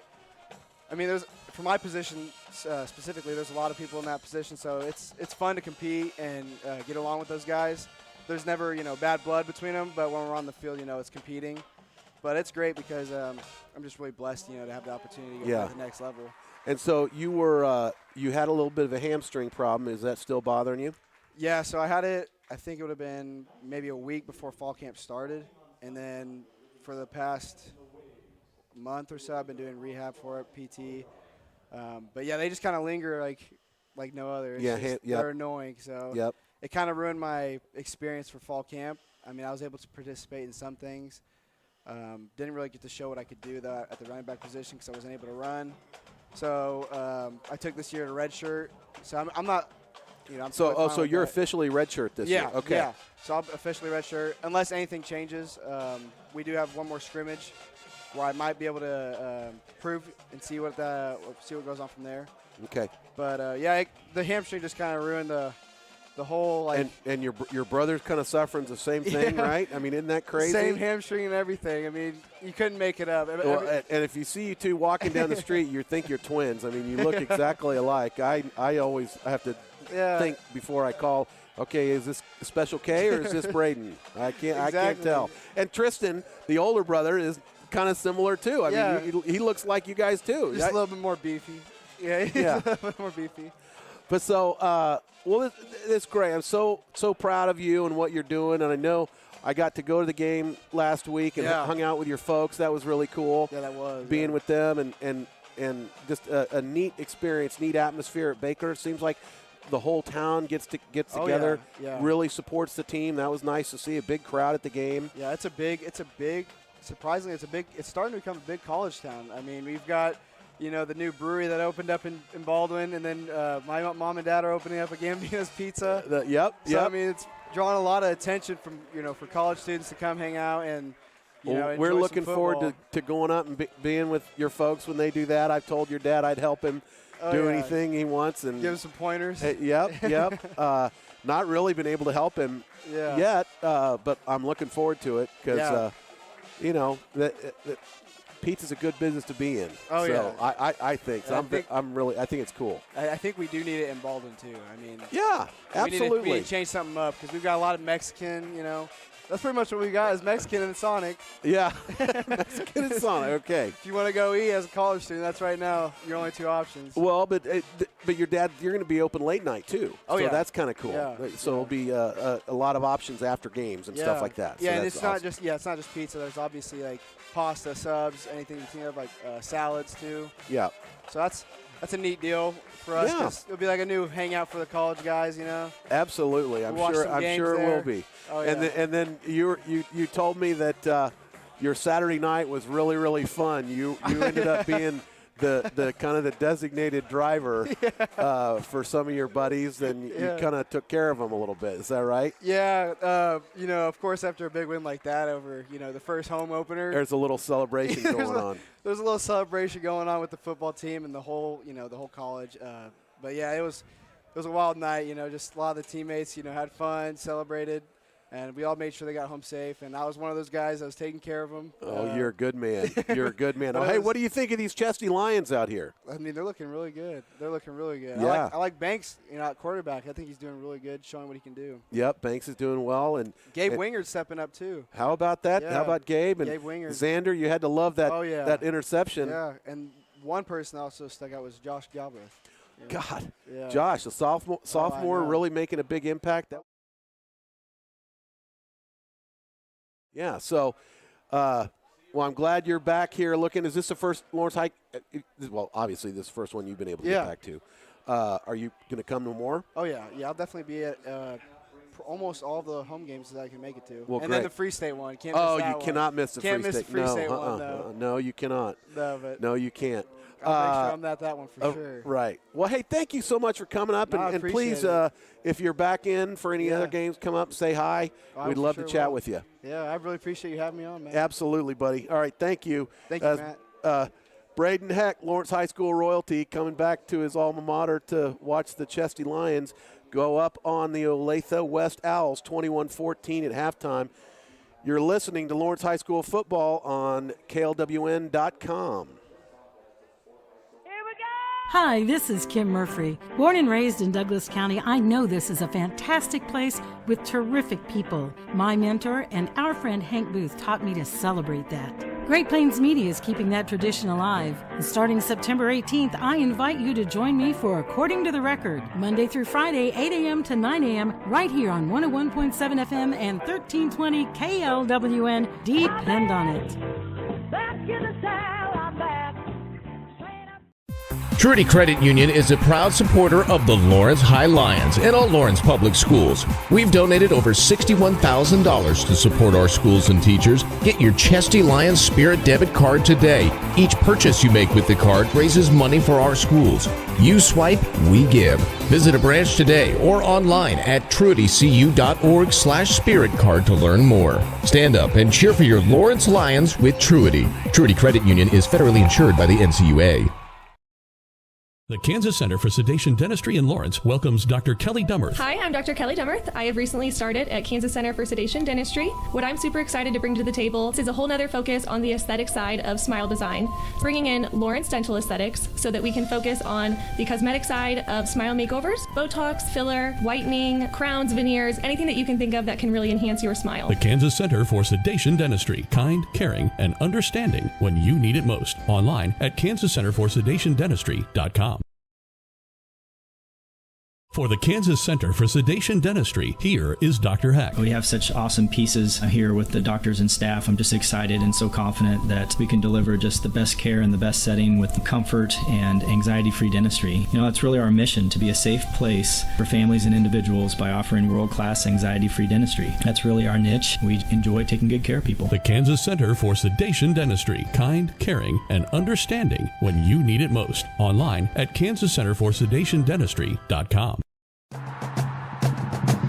KU versus K-State in a showdown with up to $50,000 on the line. And the winner could be you. It's the new Rivalry Riches instant ticket from the Kansas Lottery with a top prize of up to $50,000. So pick a side, but play both sides. We're talking 50,000 smackers. This rivalry just keeps getting richer. See kslottery.com for details. Life can get busy, and sometimes accidents can happen. Don't let spilling coffee on your nice outfit ruin your week. We have all been there. And guess what? Scotch Cleaners provides the quickest, most convenient dry cleaning service to get you looking brand new again. Looking clean and professional is what matters the most, whether you're in the office or meeting on Zoom. Keep clean even when you have accidents. Protect your wardrobe investment with Scotch Cleaners. Scotch Cleaners dry cleaning service has 9 locations around Northeast Kansas, with 4 locations in Lawrence and 5 in Topeka. Stop by now. There are lots lot of Mexican restaurants that claim to be authentic or think their food tastes that way, but nothing compares to Mama's Tamale Shop. Enjoy artistically prepared tamales, empanadas, and street tacos with your choice of meats and salsas that are prepared fresh to order. Not sure what to order? Mama's will always give you a sample. Relax and enjoy great food and try one of the fresh waters or jarritos on the patio. Authentic Mexican food. Come hungry, leave satisfied. Mama's Tamale Shop, 9th in Louisiana.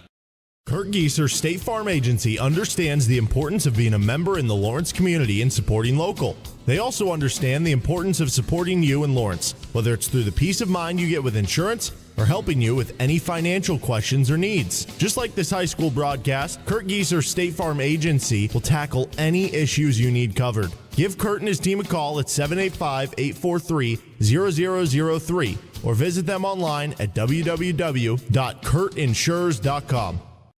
Your home for the Jayhawks, Lions, and Firebirds is FM 1017 and 1320 KLWN. Depend on it.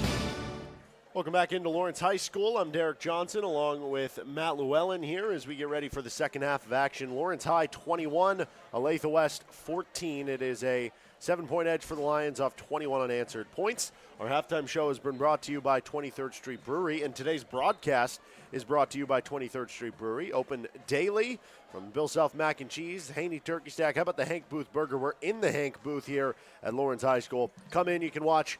They got KU football going on right now. You can watch all the Saturday college football. You can watch all the Sunday NFL football. There's always football going on at this time of year. We got Maction on Wednesdays, Monday Night Football, Maction on Tuesdays. We always got football. You can always watch it at the 23rd Street Brewery. We're also brought to you by Kansas Center for Sedation Dentistry. Is kind, caring, and understanding when you need it most. Come to the compassionate, caring dental team in Lawrence with Kansas Center for Sedation Dentistry.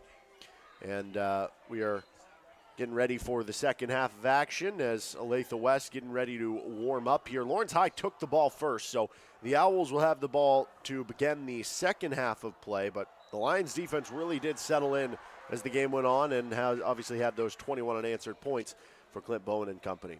We are brought to you by Kurt Gieser State Farm in Lawrence. Like a good neighbor, Kurt Gieser State Farm team is there to serve all of your insurance needs. Give Kurt and his team a call today. And thank you to all our sponsors of the broadcast, including our broadcast booth sponsor, our broadcast Hank booth sponsor, Truity Credit Union. Get your Chesty Lions Spirit debit card today. Each purchase you make with the card raises money for our schools. You swipe, we give. Visit a branch or truitycu.org/spirit card to learn more. Stand up and fight for your Lawrence Lions. Well, last we heard, Free State currently leading 16-0. That game over on 92.9 The Bull and bull929.com.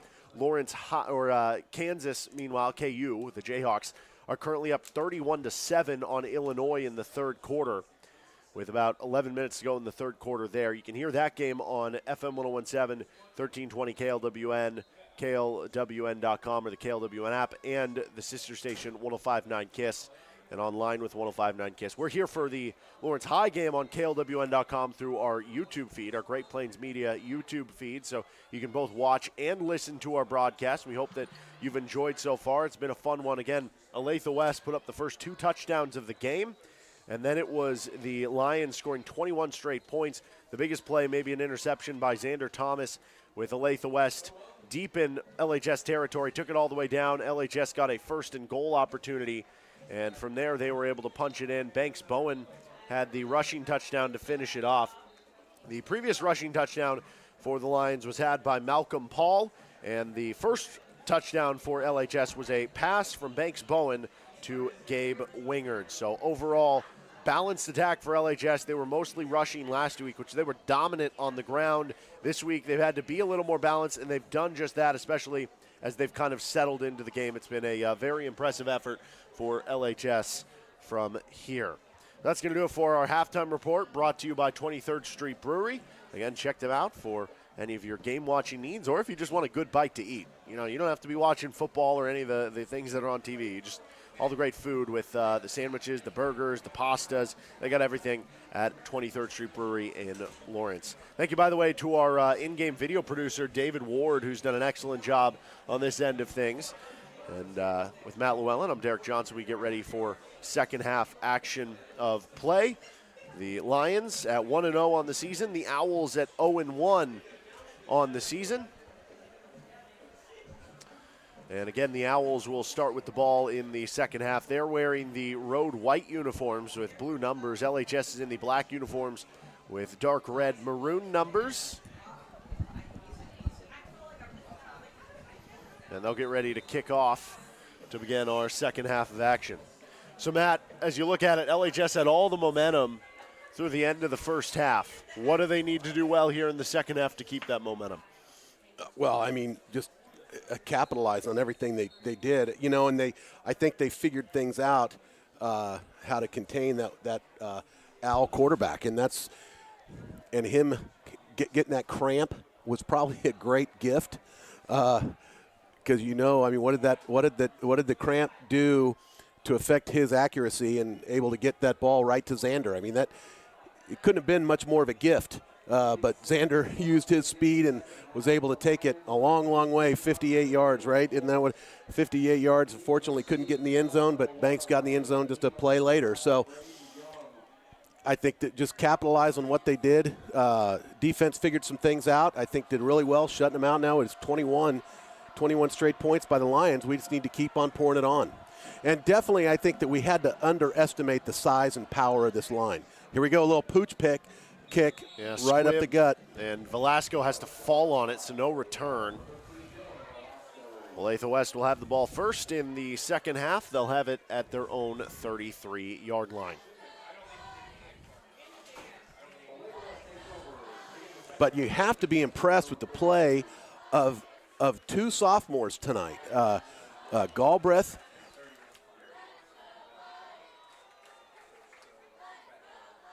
and sorry, I was kind of checking out to see who was out there right now. But the sophomores have absolutely had an impact in this game. Yeah, that sophomore class pretty loaded. That gives you not just right now impact, but future impact. As the give up the middle to Fulland, he had to break a few tackles just to get a yard. And Josh Galbraith in on that tackle. He's been all over the field tonight. I mean, he really has. Jackson Becker, the other sophomore that really made an impact offensively. I mean, how many catches did Jackson have? For, I would imagine, over 50 yards at least at this point. Well, Becker and Wingard have been excellent tonight from that receiver position. Second down and 9 for Olathe West from the right hash. They're at their own 34. Line to gain is at the 43-yard line. Cruzy probably got lots of fluids at halftime. Gives it off to Fulland, who cuts in from one, then powers over another.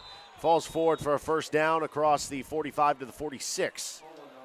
Yeah, before Noah Richardson was able to bring him down, but Fulland really kind of ran into Noah, but Noah just able to hang on and bring him down.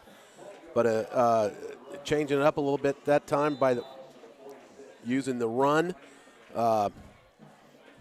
We did not see a lot of that out of these Owls here. Owls really focused on the pass, and they were very, very effective in that first quarter, but not in the second. And you'd think the Lions had figured some things out. First down and 10. Fulland stays in at running back, gets his third straight carry, slips one behind the line, but then he's brought down near it. Nice tackle made by Jaden Harrell. Yeah, and that was just a very quick developing play. Noah Richardson was the man coming in from the outside and had a beat on him, but Noah was really targeting the quarterback. And then when that quick handoff came, Noah was not able to bring him down. Able to get a hand on him, but not much more. It's a gain of 2, second down and 8. Fulland stays in a running back to the right hip and about half a step behind the quarterback Cruzy, who looks to the sideline for an adjustment. They run a high-tempo, quick, fast offense. They very rarely have to worry about the play clock getting too low, and here they snap it with 11. Cruzy drops back, throws deep out to the left. It's going to be caught out there by number 5, Braden Gillum, who's going to work out of bounds, hard hit out of bounds, for a first down up to the 41. And Galbraith there to make the stop, but definitely giving him everything he got. There was no line around him. Galbraith had to come over and make that tackle. First and 10 from the 41, so West doing a good job moving the ball on their first drive of the second half.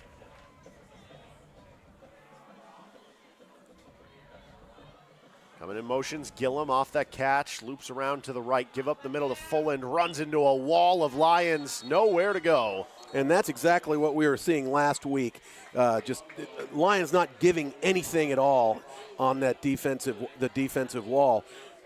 And just haven't seen a lot of that this week, but really just using the three guys up front, and everybody else is playing back. There's not a lot of rush going on this for the Lions tonight. 2nd and 10 from the 41 of LHS. So interesting that Fulland has stayed in there running back. Again, he was listed as a tight end, gets swallowed up behind the line of scrimmage. Big tackle by Devin Foster.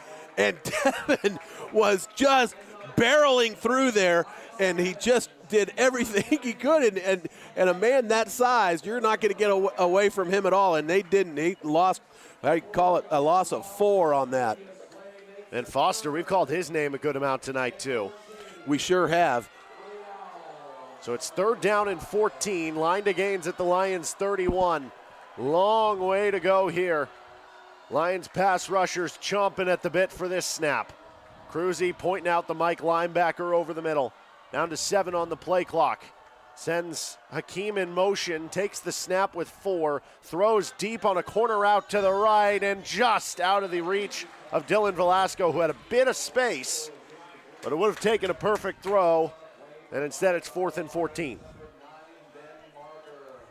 And Devin Foster, again, going back to the play by Devin, just a big guy, and for that guy, he's got a lot of speed for being a man in that size. Well, it looks like they have the offense out there. Keep in mind they did this earlier, though, and then Cruzy, the quarterback, dropped back and ended up punting. So now the Lions going to send a deep safety back in case that is what they're going to do. 9 seconds on the play clock. Yeah, he's going to drop back again. Yeah, he's going to drop back. This should be a punt. And it will be. Nobody back to return for Lawrence. Hits the 14, takes a hop down the sideline. And into the end zone. Fortunately, that thing could have easily hopped out at any point. It sure could have, and I think that's what he was aiming for and hoping for. But fortunately for the Lions, it rolls in the end zone. So the Lions will start it on the 20. 8:23 to go in the 3rd quarter. Lions on a 21 unanswered run. And that's been an issue for Olathe West this year. They led Free State last week 20-14, but then Free State had 21 unanswered points. Now it's Lawrence High with 21 unanswered points.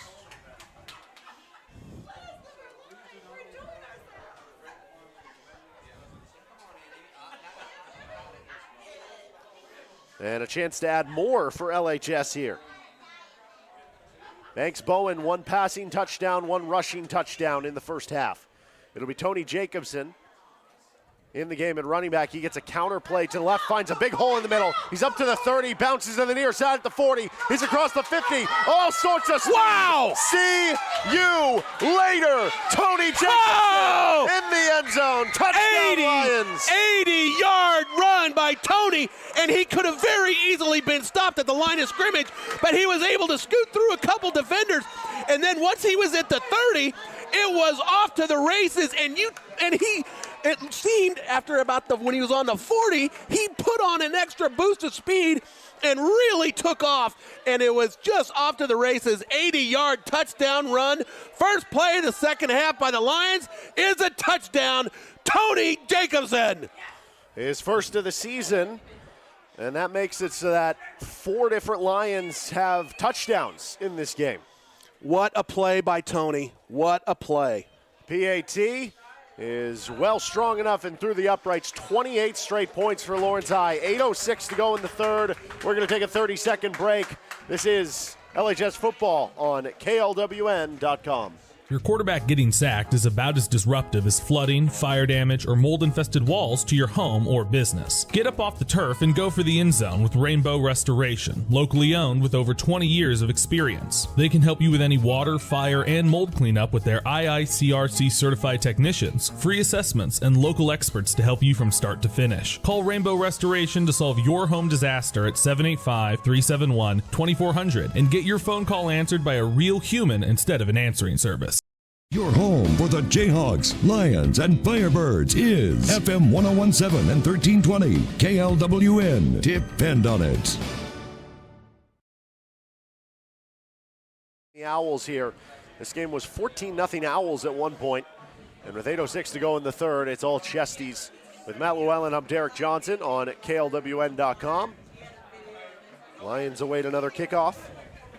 And the Lions did not have a 100-yard running back rusher last week, as Banks Bowen had, as the quarterback, had 200 yards. But it looks like this week we are getting much closer with Jacobson having an 80-yard run and now 88 for the game. Kickoff is another squib. They've done this last 3 times. It's going to be fielded off by Velasco, and he is stuck to the turf. And he got mondied. He got mondied. That's Hayden Reese. Hayden Reese. He takes his opportunity on special teams, and what does he do? He gets a Mondy. Now, what jersey number did Cole Mondy wear? 20. Never mind. 22. I'm sorry. Why? I thought it was 45. Oh, I thought there was too much poetic justice. Oh, okay. I was wrong. Okay. See, I've been doing too many Free State games. You gotta. Yes, you are. But now you're with the Alliance, so you're here with the Lions, and we'll keep you. That's right. Cruzy up the middle. Oh, wow! Behind the line, and another play. Guess who? Number 48, Devin Foster. Devin Foster making an impact. I tell you, this sophomores, you've got to be fired up about the play of the sophomores on this team. Devin Foster just made his presence known in that backfield. Foster's got to have, 3 tackles for loss or something at this point? He's been all over it. It's been pretty impressive. And certainly rushing the quarterback, putting the quarterback under a lot of pressure. Lions with all the momentum. It is 2nd down and 13 for Olathe West. 7.5 to go. A little under that, in fact, in the third quarter. Galvin Funk to the right of Cruzy, who will take the snap, drop back, throw over the middle, overthrown, and incomplete. Nearly picked off by Mekhi Hernandez. Hernandez, yep. Certainly in the vicinity. And the Lions last week gave up 15 points in the first quarter. They only gave up 7 the rest of the way. They gave up 14 points in the first quarter tonight. So far, 0. Obviously, a long way to go. But so there's something about this Lions defense that they've been able to settle into games. And when they figure you out, well, it's been tough for opposing offenses. 3rd down and 13 for Cruzy. 4-man pressure comes on the linebacker blitz. Coming in there was the D lineman, overthrown and incomplete. And in on the quarterback pressure, Devin Foster all over it again. Devin Foster again. And, last week we were talking about all the guys on the defensive line. They seemed to all be in on all kinds of things. Devin Foster, absolutely the impact player, certainly in this half. Early in this half here. You think this will be another punt? One would think that they wouldn't go for it 4th and 13 with deep in their own territory. Yeah, they bring the offense out there, but this is what they do. I don't think they have a traditional punter, so they just let the quarterback do it. And it looks like LHS is going to run Xander Thomas. This one's but blocked. It's going to be blocked. And it's Devin Foster. Devin Foster. Devin Foster. Lions. What a night this sophomore is having. Possibly the best. I mean, that is absolutely incredible play by Devin Foster. Gets through there, gets the ball tipped, brings it in, and takes it 20, 30 yards to the end zone. Unreal. I think you're going to need a Bananas Foster menu. I am going to need something on Devin Foster is going to have something on my menu later tonight. Bananas Foster for everyone. Wow. How about that? Another big play by the young sophomore. And if you need another running back, look like he can slip a tackle too if you need to go down the depth chart later. I mean, what? Incredible. That's all I can say. Is this TV high def? Am I going to be able to zoom in on these things, do replay? Because I sure want to see it, man. Well, you can always. That's the beauty of our video feed. You can go back and rewatch everything as the PAT through the uprights. 35 unanswered for the Lions. They lead 35-13 or 14. 7:05 to go. We'll keep it right here. I mean, I don't remember a series of downs where one player was dominant on every single play, special teams, and then making that kind of a play where he tips the ball to himself. He gets it. He goes into the end zone. How many yards is that? Was it 30? I don't keep track of things like that very, very well, but I do know this, that I'm going to remember Devin Foster. Yes. And forget Devin now? Foster is a guy that we're going to keep track of now. I don't know that I talked about him that much last week, but boy, I'm going to be talking about him now. Well, I mean, you've got a couple of seniors on the defensive line in Connor Nowak and Kem Allen. You've got a junior in Andrew Nelson, and those All guys studs. are really good. All exactly. Studs. Kem Allen, Will Hendricks, Connor Nowak. They're respected enough by their teammates to be captains. And now we've got Devin Foster, a sophomore, who's having the impact game. And you would think that a sophomore that maybe has not been seen as such a dominant player, and I'll have to talk to Micah about this later. Micah, my stepson on the team, because he knows all the guys. But what a dominant performance. Strip kick is free, and Olathe West will cover. At the 36. Yep, just another squib kick down to the 36-yard line, and I'm just beside myself about Devin Foster. I just not enough words. But I mean, to talk about when's the this last time you've seen that level of dominance, not just from a sophomore? I mean, Devin Neal, Cole Mondy. Cole Mondy, there you go. Well, Cole Mondy is a freshman. Cole Mondy, I mean, the only freshman to ever start at Lawrence High School as a true freshman and a dominant fashion. I mean, and Devin Neal was an impact player as a sophomore. Cole and Devin were both impact players. I've never seen anybody do what we just saw out of Devin Foster. That amazing, absolutely Under center, amazing. Cruz going to give up the middle to Fullen, to plugs for about 3. Not much room. Second down. And it's easy to call offensive players dominant because it's going to be the quarterback or the running back or a wide receiver. But for a defender to do what Devin Foster just did, and could it be that the defensive attention is all on the other guys? Very possibly. But my land, Devin Foster has arrived as a chesty lion. I'll tell you that right now. Cruzy under center again. Again, they give to Fullen. Finds a bit of a hole to the left, and then he's going to be pushed down right at the line. And in comes Devin Foster. I don't know why he was out. Maybe to catch a breath. Yeah, a little tired. He'll sub in for Connor Nowak. I was thinking that was a deserved rest.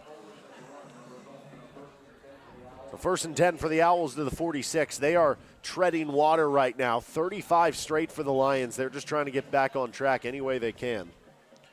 Cruzy, who last week had 212 passing yards, 2 touchdowns, no picks. He also had 7 carries for 12 yards and a touchdown. So 3 total scores for him. He's been put under this Lions defense. Is a wall run into by the running back Hale.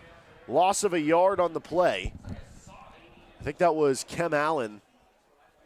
And it is. So Allen getting in on the play for the big 290-pound defensive tackle. It's 3rd down and 11. Or 2nd and 11, excuse me. Past the halfway point of the 3rd quarter. By the way, update. Free State up 26-0. Just began the 4th quarter there on 92.9 The Bull. LHS currently leading by 21 here. Cruzy drops back out of the shotgun. Good blocking, throws downfield, and a couple plays. Yeah, the flag's got to come out on that, and there it does. Yep. Absolutely defensive pass interference. That'll be a nice. No, I'm forgetting what I'm doing here. Well, that's going to be on Kayvon Price, tangling into the receiver, Tevin Gassaway. So Kayvon, a really nice player, but right, he gets tied up, and unfortunately, that will be a 1st down for the Owls.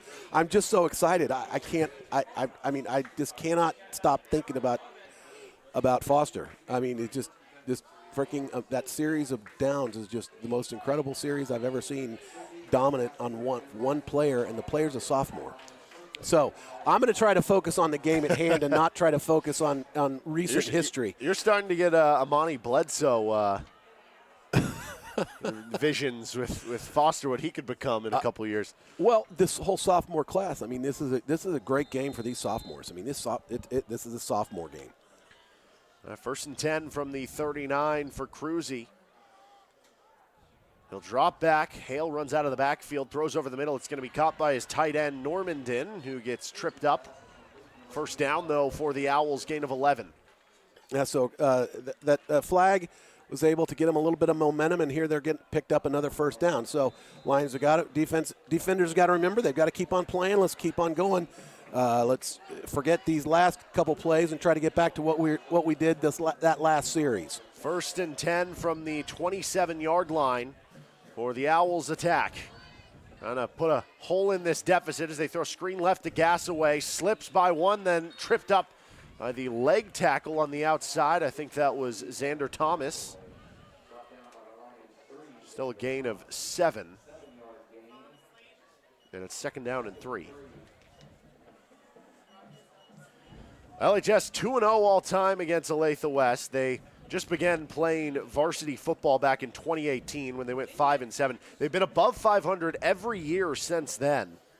Well, in that year, they went 5-7, but in the playoffs, they got to the semifinals. That's right. As another throw over the middle of the tight end, Normandin has another first down to the 11. What happened that year is because it was their first year of varsity football, they played a 6A schedule, but then they played in the 5A playoffs. Right. And they made that deep run.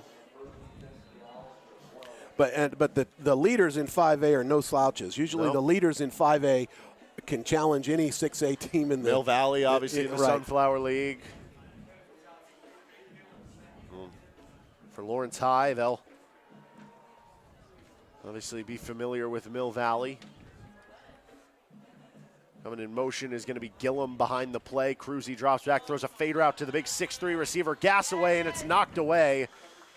There's good defense there on the end by Price. You've got much better eyes than my binoculars because there's no way I could have seen that 19. And that is the darkest part of the field is where they were. But you're absolutely right. Price able to reach up there, grab that ball. Another sophomore, by the way, and knock it out of the intended receiver's hands. And that absolutely, Kayvon had not made that play. That was a perfectly thrown ball. That would have been 6 points. 2nd and 10. This is obviously 4-down territory with the score the way it is. Cruzy drops back. Time to throw over the middle of the dart too high for Elijah Hakeem. Yep, and Tony Jacobson there close by. But had he caught that ball, there wouldn't have been anything Tony could have done with it. Brings up 3rd and 10. 3:36 left in the third, 35-14. Lions up by 21, looking to retain this large lead.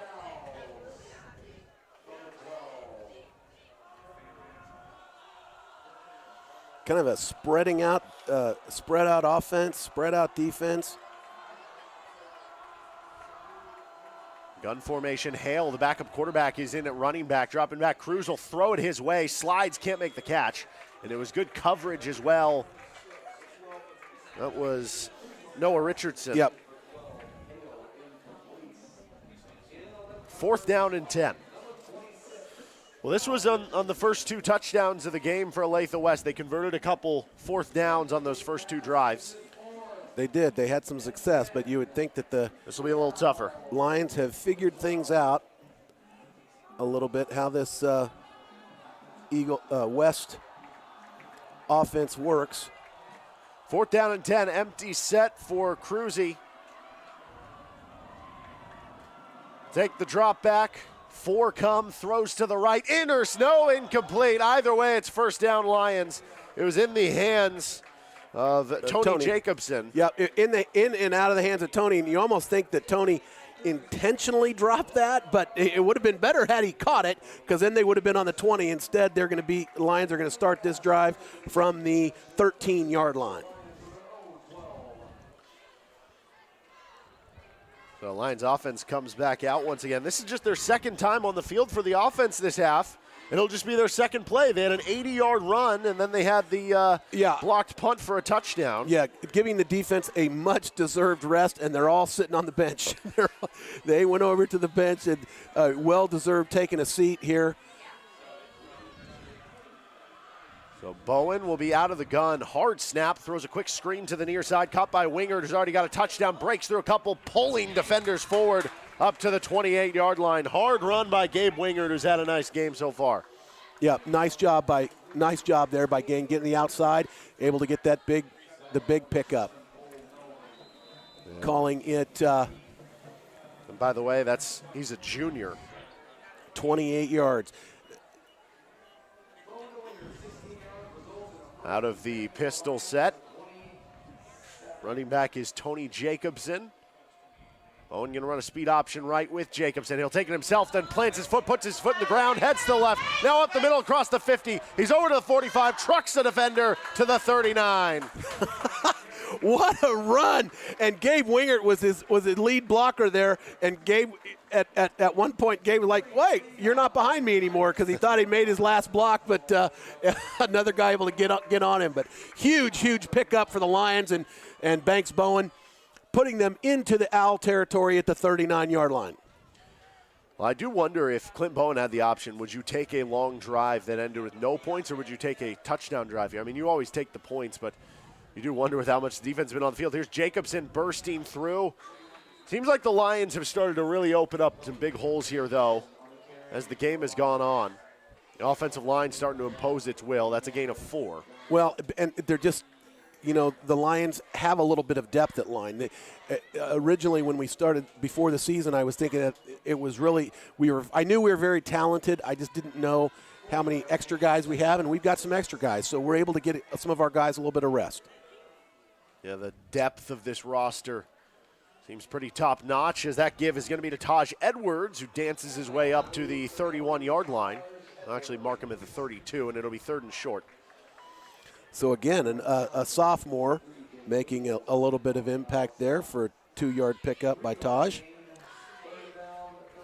By the way, Matt, I'm going to give you another trivia question. The first ever meeting between these two was back in 2020. Do you know who the Lions' leading rusher was in that game? He had over 200 yards rushing. Well, it had to be Devin Neal, right? It was Devin Neal.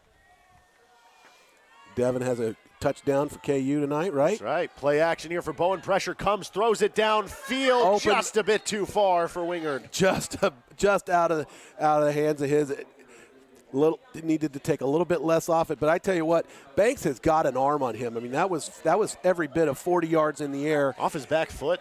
I mean, he has really got a great arm, and it's just a matter of getting it all figured out where to trying to connect. And let's see what the Lions elect to do here on 4th down. 4th down and 3. They got to get to 29. They'll keep the offense out there. It's Edwards, the running back, behind Bowen out of the pistol. 2 receivers left. They'll run speed option right. The pitch goes to Edwards. 1st down and more. Speeding through the defense. Breaks the tackle, and he's knocked down from behind at the 11. What a run by Taj Edwards. There's another sophomore. I mean, it's getting exciting. It's getting exciting here. By the way, you mentioned Devin Neal. He does have that touchdown. Currently, Kansas leading Illinois 34-15. So a couple field goals minute here. 30 to go in the 3rd quarter. We have a minute 15 left in our 3rd quarter. It's 1st and 10 from the 11. So the Lions can get another 1st down before getting a touchdown. Bowen out of the gun from the right hash. Going to give off to Edwards. Waiting patiently. Now shows the speed. Heads inside the 5. Breaks 1. And he's between more. Never to the ground. Taj Edwards in for 6. I'm just fired up. I can't even describe my emotions right now and my feelings for the sophomore class. Taj Edwards, his first touchdown of his line career. And this man's fast. But he's behind 2 really, really good running backs in Paul and Tony Jacobson. And love the fact that they're giving him some time, getting him a little experience. And we know that Malcolm Paul might have been hurt a little bit, but was able to come back and play. But certainly it's good to get them rest. And here the Lions are going to go ahead and dominate, and you can definitely say that it's looking really good. And that kick is up and good. Making the score 42-14's Chesty Lions. 1:08 to go in the 3rd quarter. We're going to take a timeout. 28-point edge for the home team. This is LHS football on KLWN.com. Your quarterback getting sacked is about as disruptive as flooding, fire damage, or mold-infested walls to your home or business. Get up off the turf and go for the end zone with Rainbow Restoration, locally owned with over 20 years of experience. They can help you with any water, fire, and mold cleanup with their IICRC certified technicians, free assessments, and local experts to help you from start to finish. Call Rainbow Restoration to solve your home disaster at 785-371-2400 and get your phone call answered by a real human instead of an answering service. Your home for the Jayhawks, Lions, and Firebirds is FM 1017 and 1320 KLWN. Depend on it. There is 68 seconds left in the third quarter with Matt Llewellyn. I'm Derek Johnson. 42-14, Lions lead it. Matt, when it was 14-0 Olathe West, if I told you at that moment the Lions would be up 42-14 before the fourth quarter even hit, what would you tell me? I'd say I'll take it. No way in my wildest dreams would I'd say that third quarter was going to be dominated by sophomores, and have a great little series of plays by a sophomore running back, and the most dominant series of plays I can ever remember by any Lion, let alone a sophomore, in Devin Foster. I mean, it just absolutely blows my mind what we're going to be talented. I don't remember, when Cole Monty's class, Cole, Devin, Jackson Dooley, that Jack Stoll kid, that class in the regular season, just so good. I mean, just a great class. Where by the end of the season, a lot of those sophomores were starting. These guys are dominant. Another kickoff for LaForte is another squib kick, and it's dropped on the ground. Ball. Who's going to win it at the pile? LHS pointing that they've got it. We'll see if it is. Ethan Dameron came up. He's adamant they have it. Now a couple other Lions pointing their way. It's Lions football. Hayden Reese up there. Oh, my goodness. And, I'm just fired up. I'm just so excited. This is what Lions football is supposed to be like all the time. I'm never, ever supposed to have a doubt in my mind. I'm always supposed to be screaming and yelling, and now I've screamed and yelled so much that there's just no more left in me. This is awesome football. Well, 42 unanswered for LHS and a chance for some more. We're still a minute and one to go in the third. And now maybe the offense might be getting a little tired. Yeah. Well, the good news is they can use some of that depth that we've been talking about all night long. Taj Edwards stays in at running back. H-back to the left with Tyson Grammer. Bowen, the quarterback, drops back, state 5-step drop, throws a deep ball to the right, and just can't be run under by Jackson Becker. Well, one thing we haven't really talked about a ton tonight, Matt, but I did want to bring up, Tyson Grammer was the majority starting quarterback a season ago, the senior. He's also a linebacker. And he actually last year against Olathe West played really well, 12 of 16, 176 yards, 2 touchdowns in that game. Banks Bowen has usurped him at the quarterback position, but he's still playing a role on the team. You see him out there as kind of an H-back, doing whatever the team needs him. I just love to see that sacrifice from a player to still understand that there's other ways to impact a game. Well, during the summer, he was questioning whether or not to play again, and I think Coach talked to him and said, man, you're going to have a huge role on this team.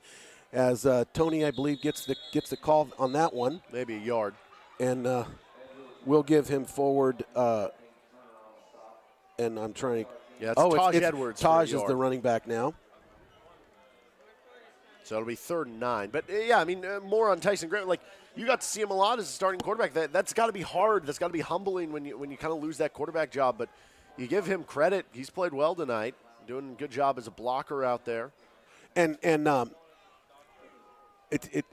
Yes, and last week, both those guys, Tyson and Tony Jacobson, really great performances on offense and defense. But both of them made an impact this week, too. It's just not been quite as dominant, and it's not been the story. Dart over the middle, just too high and incomplete. That was off the hands of Mason Mosman. Yeah, Mosman right there, just a little – need to be a little bit lower there. And Banks, you know what? Banks, again, just a junior – and he's going to get this figured out. I mean, and again, and Banks is an incredible runner himself. I mean, we've got the legs on this team in our running situation is just incredible. I mean, it really is. Probably the deepest I've ever seen it at Lawrence High. Well, Tyson Grammer will punt. High snap. He's able to field it. Here's another thing that Grammer's doing. This is his first punt since the first quarter. Hits the 25, sideways bounce. Now an LHS bounce. And it'll go out right around the 20-yard line. And that'll do it for the third quarter. Lawrence High 42, Olathe West 14. The Lions have won the last two quarters 42-0. We're going to head to the fourth quarter of play after this break in the action. You're listening to LHS Football on KLWN.com. Sigler Pharmacy, Lawrence's hometown pharmacy since 2005, now has a third location in Lawrence. Sigler has merged with Medical Arts Pharmacy at 346 Main. Sigler and Medical Arts founders share the same philosophy in taking unmatched care of their customers with total dedication for the Lawrence community. Transfer your prescriptions to a Sigler pharmacy and get a free pair of medical support socks while supplies last. Check out all their services and locations at SiglerPharmacy.com. KU versus K-State in a showdown with up to $50,000 on the line. And the winner could be you. It's the new Rivalry Riches instant ticket from the Kansas Lottery with a top prize of up to $50,000. So pick a side, but play both sides. We're talking 50,000 smackers. This rivalry just keeps getting richer. See KSLottery.com for details.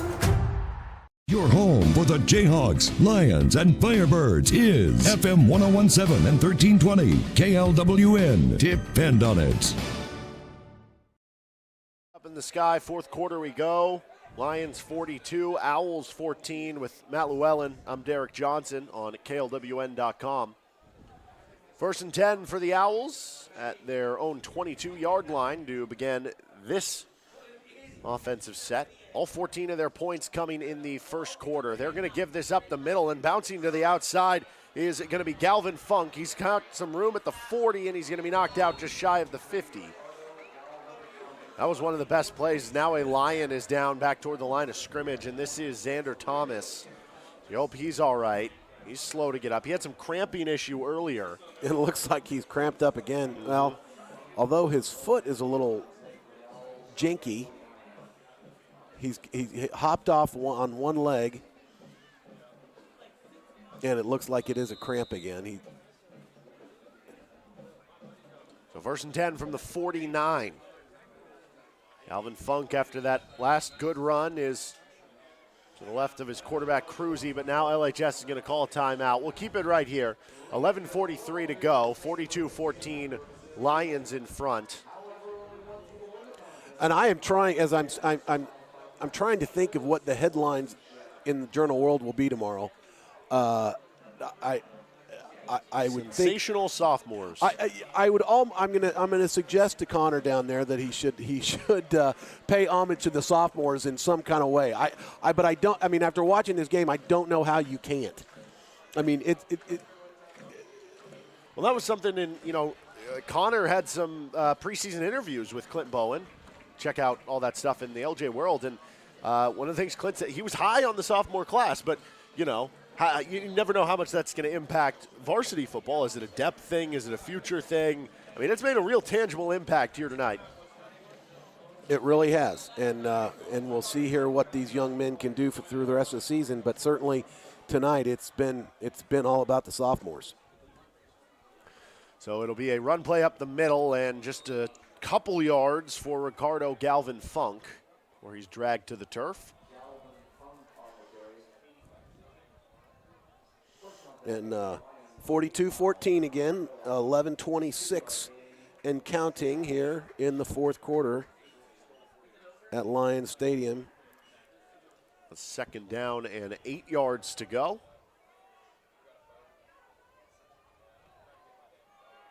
As Cruzy will play fake, then throw to the right side, high and off the fingertips of his intended target, Elijah Hakeem.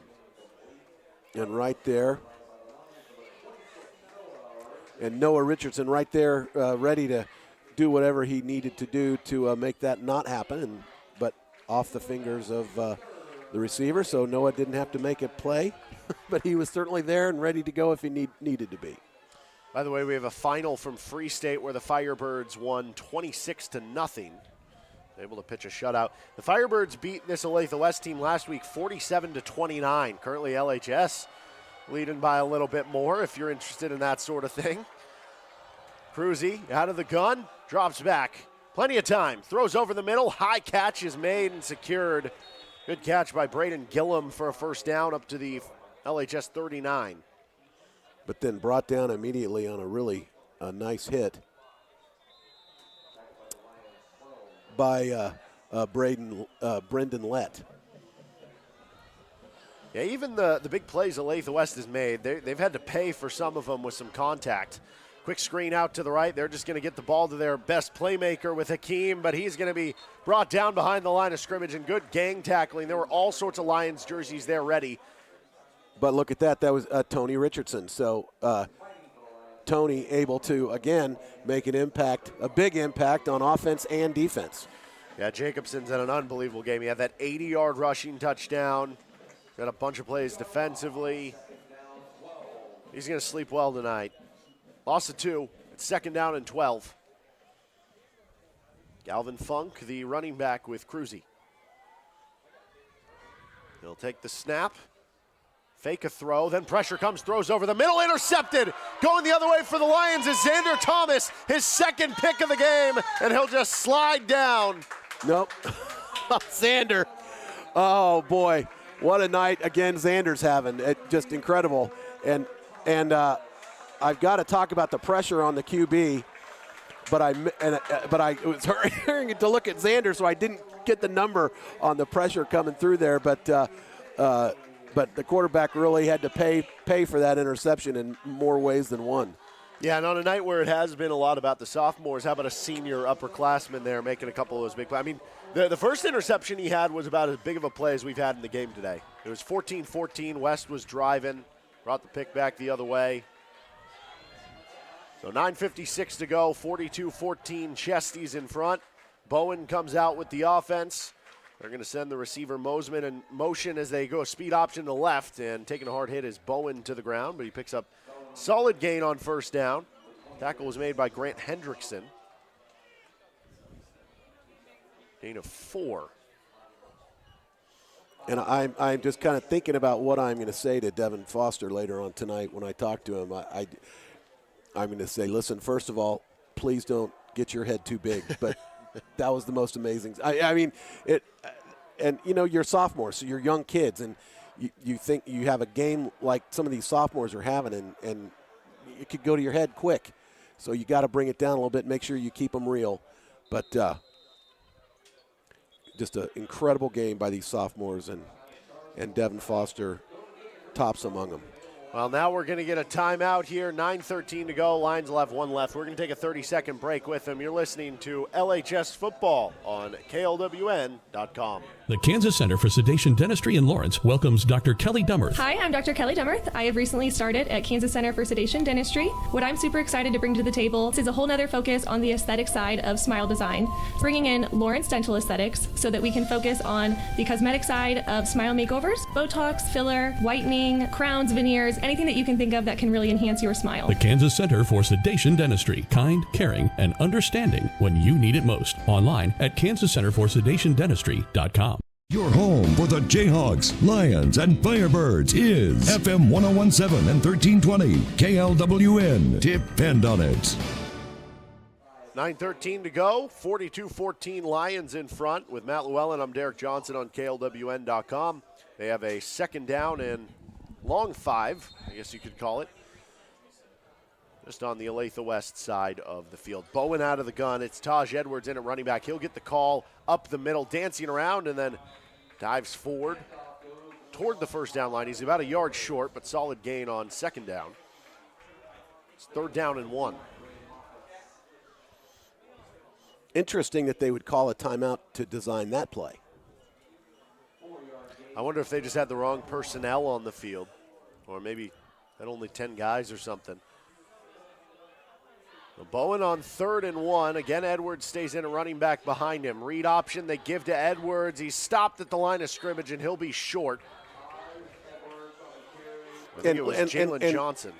I like to do this. I'm not a coach. I don't know everything a coach knows, but it seems to me like that type of a play would not be the one for Taj. Taj is obviously he's a smaller kid. He's 5'9", 160, and Jacobson probably would have been my guy on that one. Just more of a tough, can cut through, get up the middle kind of a guy. I see Taj as more of an outside guy. But again, I'm not a coach. It seems to me that would be a better play for Jacobson. Here's Bowen on 4th down. Keeps, he stretches, and he's got it. First down for the Lions. Moving the chains. And this is not the worst thing that could possibly happen at this point. Bowen is down and rolling around in pain. He did get the first down. Move the chains to the 42. And I did not see, the trainer kind of gave the wave off. Clint actually checking up on his son out there. And he's going to get helped up by his dad. You think Clint came over and said, "You're fine, get up"? I think that there's a lot of tough. I'll tell you from experience. I know there's a lot of tough love in that family, and I think there were probably words used that I can't say on the radio. And I would imagine that's exactly what happened. Clint didn't want to go see how his son was. He just wanted to tell him to get up off his butt and get back in there. Well, here comes Tyson Grammer, who we've talked about a bit tonight, the 5'11", 216-pound senior. That will be a fun topic to talk about with Christy Bowen later on in the evening and see what she has to say about that kind of thing. All right, the give's going to be up the middle, and this is Jacobson back in there. He's going to dance around the line of scrimmage. No gain on the play, and it's 2nd and 10. Back in comes Banks Bowen, by the way. But now another Lion is down. This looks like a cramp. He's having one of his teammates, one of the offensive linemen. I believe I think it's Will Hendricks. Yes. I'm not 100% positive, but I think you're right. So cramping an issue this week. Wasn't a real big issue last week for the Lions. It was for the South. And he's going to jog his way off the field. Yep, that is Will Hendricks. And Will, just a very, very big impact man, 6'3", 291 pounds. Well, back out comes the Olathe West defense. It'll be a 2nd down and 10. There's 7:41 to go in the 4th quarter. Oh, boy, and Will just went ahead and went to the ground as he got off the line and it's like stretching. He just threw a thumbs up to the sideline, probably for the Mom, I'm okay. Yeah, exactly. Clock running, 7:41. 2nd and 10, going to turn right, give right. This is Edwards finding a seam to the right, twists around to the 30. He's got a first down run for the Lions. That'll move the chains up to the 30-yard line, gain of 10 yards on the play. And again, the impact these sophomores are having continues in this 4th quarter. Yeah, you'd assume Edwards will be the bell cow next year when Paul and Jacobson graduate. So it'll be a fake. No, that actually is, again, a handoff left, and Edwards working hard for about 2.5. LHS content running the ball, running the clock down, trying to ice this one away as they go for some more points. 2nd and 8 from the 28. Under 7 to play. And the Owls have all 3 of their timeouts left. Lions are down to their last one. But not that the Owls would want to call a timeout in this situation. Let's just play hard and kind of get through this. Bowen out of the pistol. They're down to 7 on the play clock. Edwards stays behind the running back, down to 2 as it's snapped. Play action. They're looking downfield. They're going to throw it to the near side. This is for Becker, and he just can't get to it. But and there comes the flag. It's going to be pass interference. Yeah, and you would think so. It really just kind of looked like Jackson got kind of the guys got twisted up together. I would have been okay had they not thrown the flag, but the flag does come out, and that's going to be obviously against the Owls. That'll be a good situation there for the Lions. And I was going to talk about this could be a very, to me, it would be a great situation if they obviously don't get this first down, that it is an opportunity for Andre to try a long field goal. And he's certainly got the leg. He's got the accuracy. He's not missed an extra point yet this year. But he can boot it, and you'd like to see him get a shot at that. There is another flag in the Lions' backfield, though, so these could be offsetting penalties. And I think so the signal is... Oh, no, they called a roughing the passer in addition to it. Wow. Okay. So both.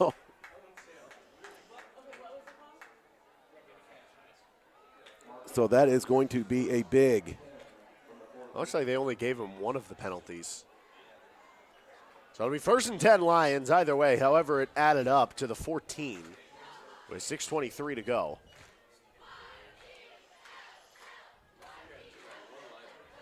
(42-14) here. Game handily in the Lions' favor now at this point, and just a matter of how many, if they'll get more, and or if Olathe will get one or two more, or any more.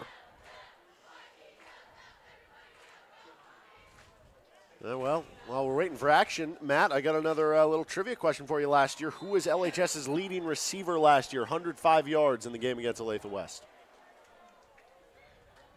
Here's a handoff. Edwards working to the right, cuts back up toward the middle, and we'll push forward to about the 12-yard line, gain of 2, maybe 3. I'll give you a hint. He was a senior last year. Okay, I was gonna actually suggest Banks Bowen, but all right. Give me a little bit. I got to think about it. All right, I can give you one more hint. Just let me know when you want it.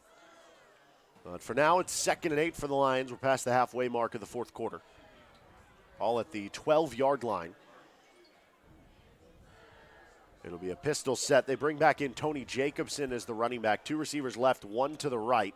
And it'll be turn left, give left to Jacobson, who finds a bit of a hole as he powers up ahead to about the 7. It'll be 3rd down and short. And I believe that will probably be enough to put Jacobson over the 100-yard mark for the game. Helps when you have that 180-yarder. Yeah, that's a pretty good per carry average there. Yeah, it is. 3rd down and 3 for the Lions. I think Devin Neal's going to have that kind of a per-yard average again this year. That's right. Up the middle, Jacobson trying to add to it. He gets toward the 5 where he's swarmed, and it's going to be real close. I think it's going to be just short, about a foot or 2, and it will be 4th down in about 2 or 3. So decision time. Do they kick the field goal? Do they go for it? I think they're just going to go for it on the 4th and short, under 5 minutes to play. Yeah, I mean, in this situation, you absolutely might as well go for it. It just puts them deeper in their own territory. Bowen. Hard count. And the flags, and that should be against Olathe. It is, and we'll get that 1st down. Half the distance to the goal line. 1st and goal, Lions from the 3-yard line. Have the last 2 penalties, both on this drive, those might have been the first 2 on Olathe West tonight. I don't remember another one. Right, I don't either. And they only had 2 of them last week for just 10 yards. They've been a well-disciplined team so far. 1st and goal from the now 2-yard line. Bowen gives to Jacobson. Falls forward, but he's still short of the goal line. Gain of a yard. Trying to get a little gravy on Jacobson's night. It'll be 2nd and goal. Yeah, looking for his 2nd touchdown. As much as the Lions have put up 6 touchdowns, it's been balanced throughout with who's gotten them all. I don't think anybody has 2, come to think of it. I don't believe so. Clock is ticking. I guess Bowen has a passing and a rushing, but as far as the skill players with him, or Paul has a touchdown. Here's a give to Jacobson, looking to be the first to two. He's hit behind the line of scrimmage, keeps driving, but then he's going to be brought down. Tackle was made by Carson Buster, and that's going to actually lose a yard or two. So it'll be 3rd and goal. The clock dipping to around 3.5 to go.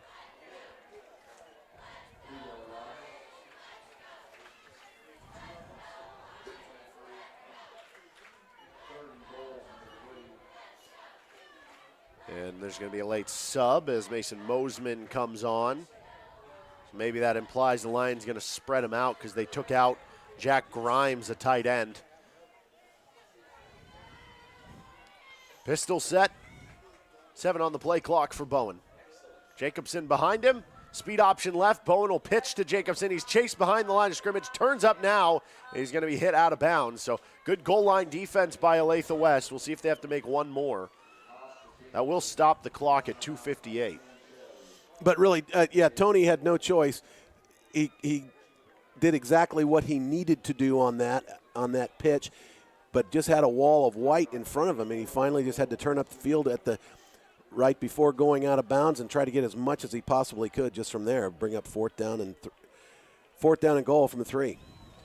The Lions going to go for this 4th down. Bowen with Jacobson to his right. He'll roll out to the right, looking to pass to the end zone. Throws to the corner. Caught. Touchdown! That is Mason Mosman for the score, the senior. Finds pay dirt. Yeah, and getting some love to everybody tonight. As Mason Mosman had a few catches last week, but nothing much tonight. Had some targets, but big one there for Mason to put the Lions on the board, and again, 48-14. 2:52 to go. PAT upcoming for Andre Lafort. Be held by Banks Bowen.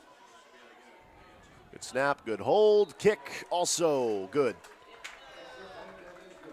49-14 Lions, 2:52 left. We're going to take a break. When we come back, we'll finish things out in a successful night in the home opener for LHS on KLWN.com. The Kansas Center for Sedation Dentistry in Lawrence welcomes Dr. Kelly Dummerth. Hi, I'm Dr. Kelly Dummerth, and I've recently started at Kansas Center for Sedation Dentistry. Currently, what I'm working on bringing into the office is called Lawrence Dental Aesthetics, where we're able to focus on a lot of aesthetic side of smile design and smile redesign, and doing Botox and fillers, smile makeovers, whitening, a bunch of different stuff to really add to our whole smile goals. The Kansas Center for Sedation Dentistry. Kind, caring, and understanding when you need it most. Online at kansascenterforsedationdentistry.com. Your home for the Jayhawks, Lions, and Firebirds is FM 1017 and 1320 KLWN. Depend on it. 49-14, Lions in front with Matt Llewellyn. I'm Derek Johnson on KLWN.com. Once again, final from the other game we had airing tonight from high school. Free State victorious 26-0, so they moved to 2-0. LHS, as long as something crazy doesn't happen here, will move to 2-0 tonight as well. Also an update from over at Memorial Stadium down the road. Illinois has tightened things up. It is now 34-23. Oh, don't tell me that. Come on, with man. 8 minutes to go. I don't want to know that. Well, Kansas does have the ball. Okay, good. How about this? Give it to Devin Neal. Well, he just had about a 20-yard carry, so how about that? Great. Love it. Love it. So LHS going to ice this one. Another squib kick. A little bit deeper this time, up to the 23. It's fielded by Gillum. Ho! And he's smashed to the turf. Gang tackled by several Lions out there. And now let's just see here what happens. I think Taj Edwards in on the tackle. How about that? Another sophomore. Taj having a night. Special teams and offense. 2:44 kind of limping left. off the field is Taj. Olathe West will have it at their own 29. So the Owls will lose their 3rd straight. They'll start the year 0-2 again. Last year they were 1-2 and they finished 8-3. They won 7 straight after that. Wasn't it after the Lions win and then they didn't, or the Lions win and then didn't lose? Is that correct? They lost to Gardner the next week, who's really good. As here's a little jet sweep to Hakeem, and he works out. But then after that, they didn't lose again until the postseason in the 3rd round, quarterfinals to Olathe Northwest. Yep, nice little 7-yard pickup there by the Owls and run out of bounds. So just a couple seconds clicked off the clock on that. 2:39 to go. We'll have it at their own 36. Second down, 3 yards to go. Well, last season's 8 wins for West were the most in school history. Obviously, again, they've only been around for a handful of years. Give goes up the middle to the backup quarterback, who's in at running back there. That was Hale, nowhere to go, and it's third down. And the clock is running, which is probably the best news of that. And there's a possibility we could get out of here and see the last quarter of that of the KU game. Well, again, not as much drama in this one as last year. So LHS won last year 28-21. Lawrence High actually had the ball up by 7, 28-21 in that game, with 3 minutes left, and they had it near the goal line, and Olathe West got the stop. Is now a stoppage and a whistle. And that allowed Olathe West to go back down the other way. They got to the Lawrence High 8-yard line, and then it was Kenton Simmons and Kem Allen who had the game-winning sack. Lions not going to need that type of late heroics here in this one. Under 2 minutes to go, third down and 3. Cruzy. And Gillum in motion, who gets the jet sweep running from left to right.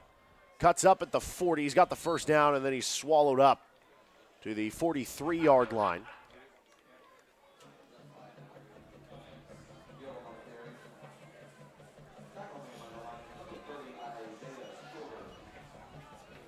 So that'll move the chains. The 43, minute 41. The chains reset. The clock restarts. And first and 10 for Olathe West. Cruzy gives off up the middle. Hale stuffed at the line of scrimmage. In fact, might have lost a yard.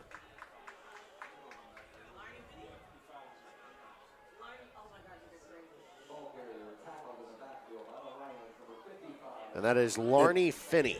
Yeah, so they've got some backups in there now for the Lawrence High.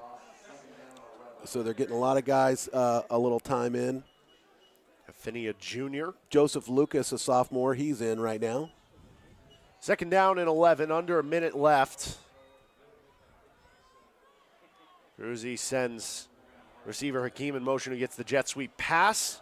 And he's going to be tripped up.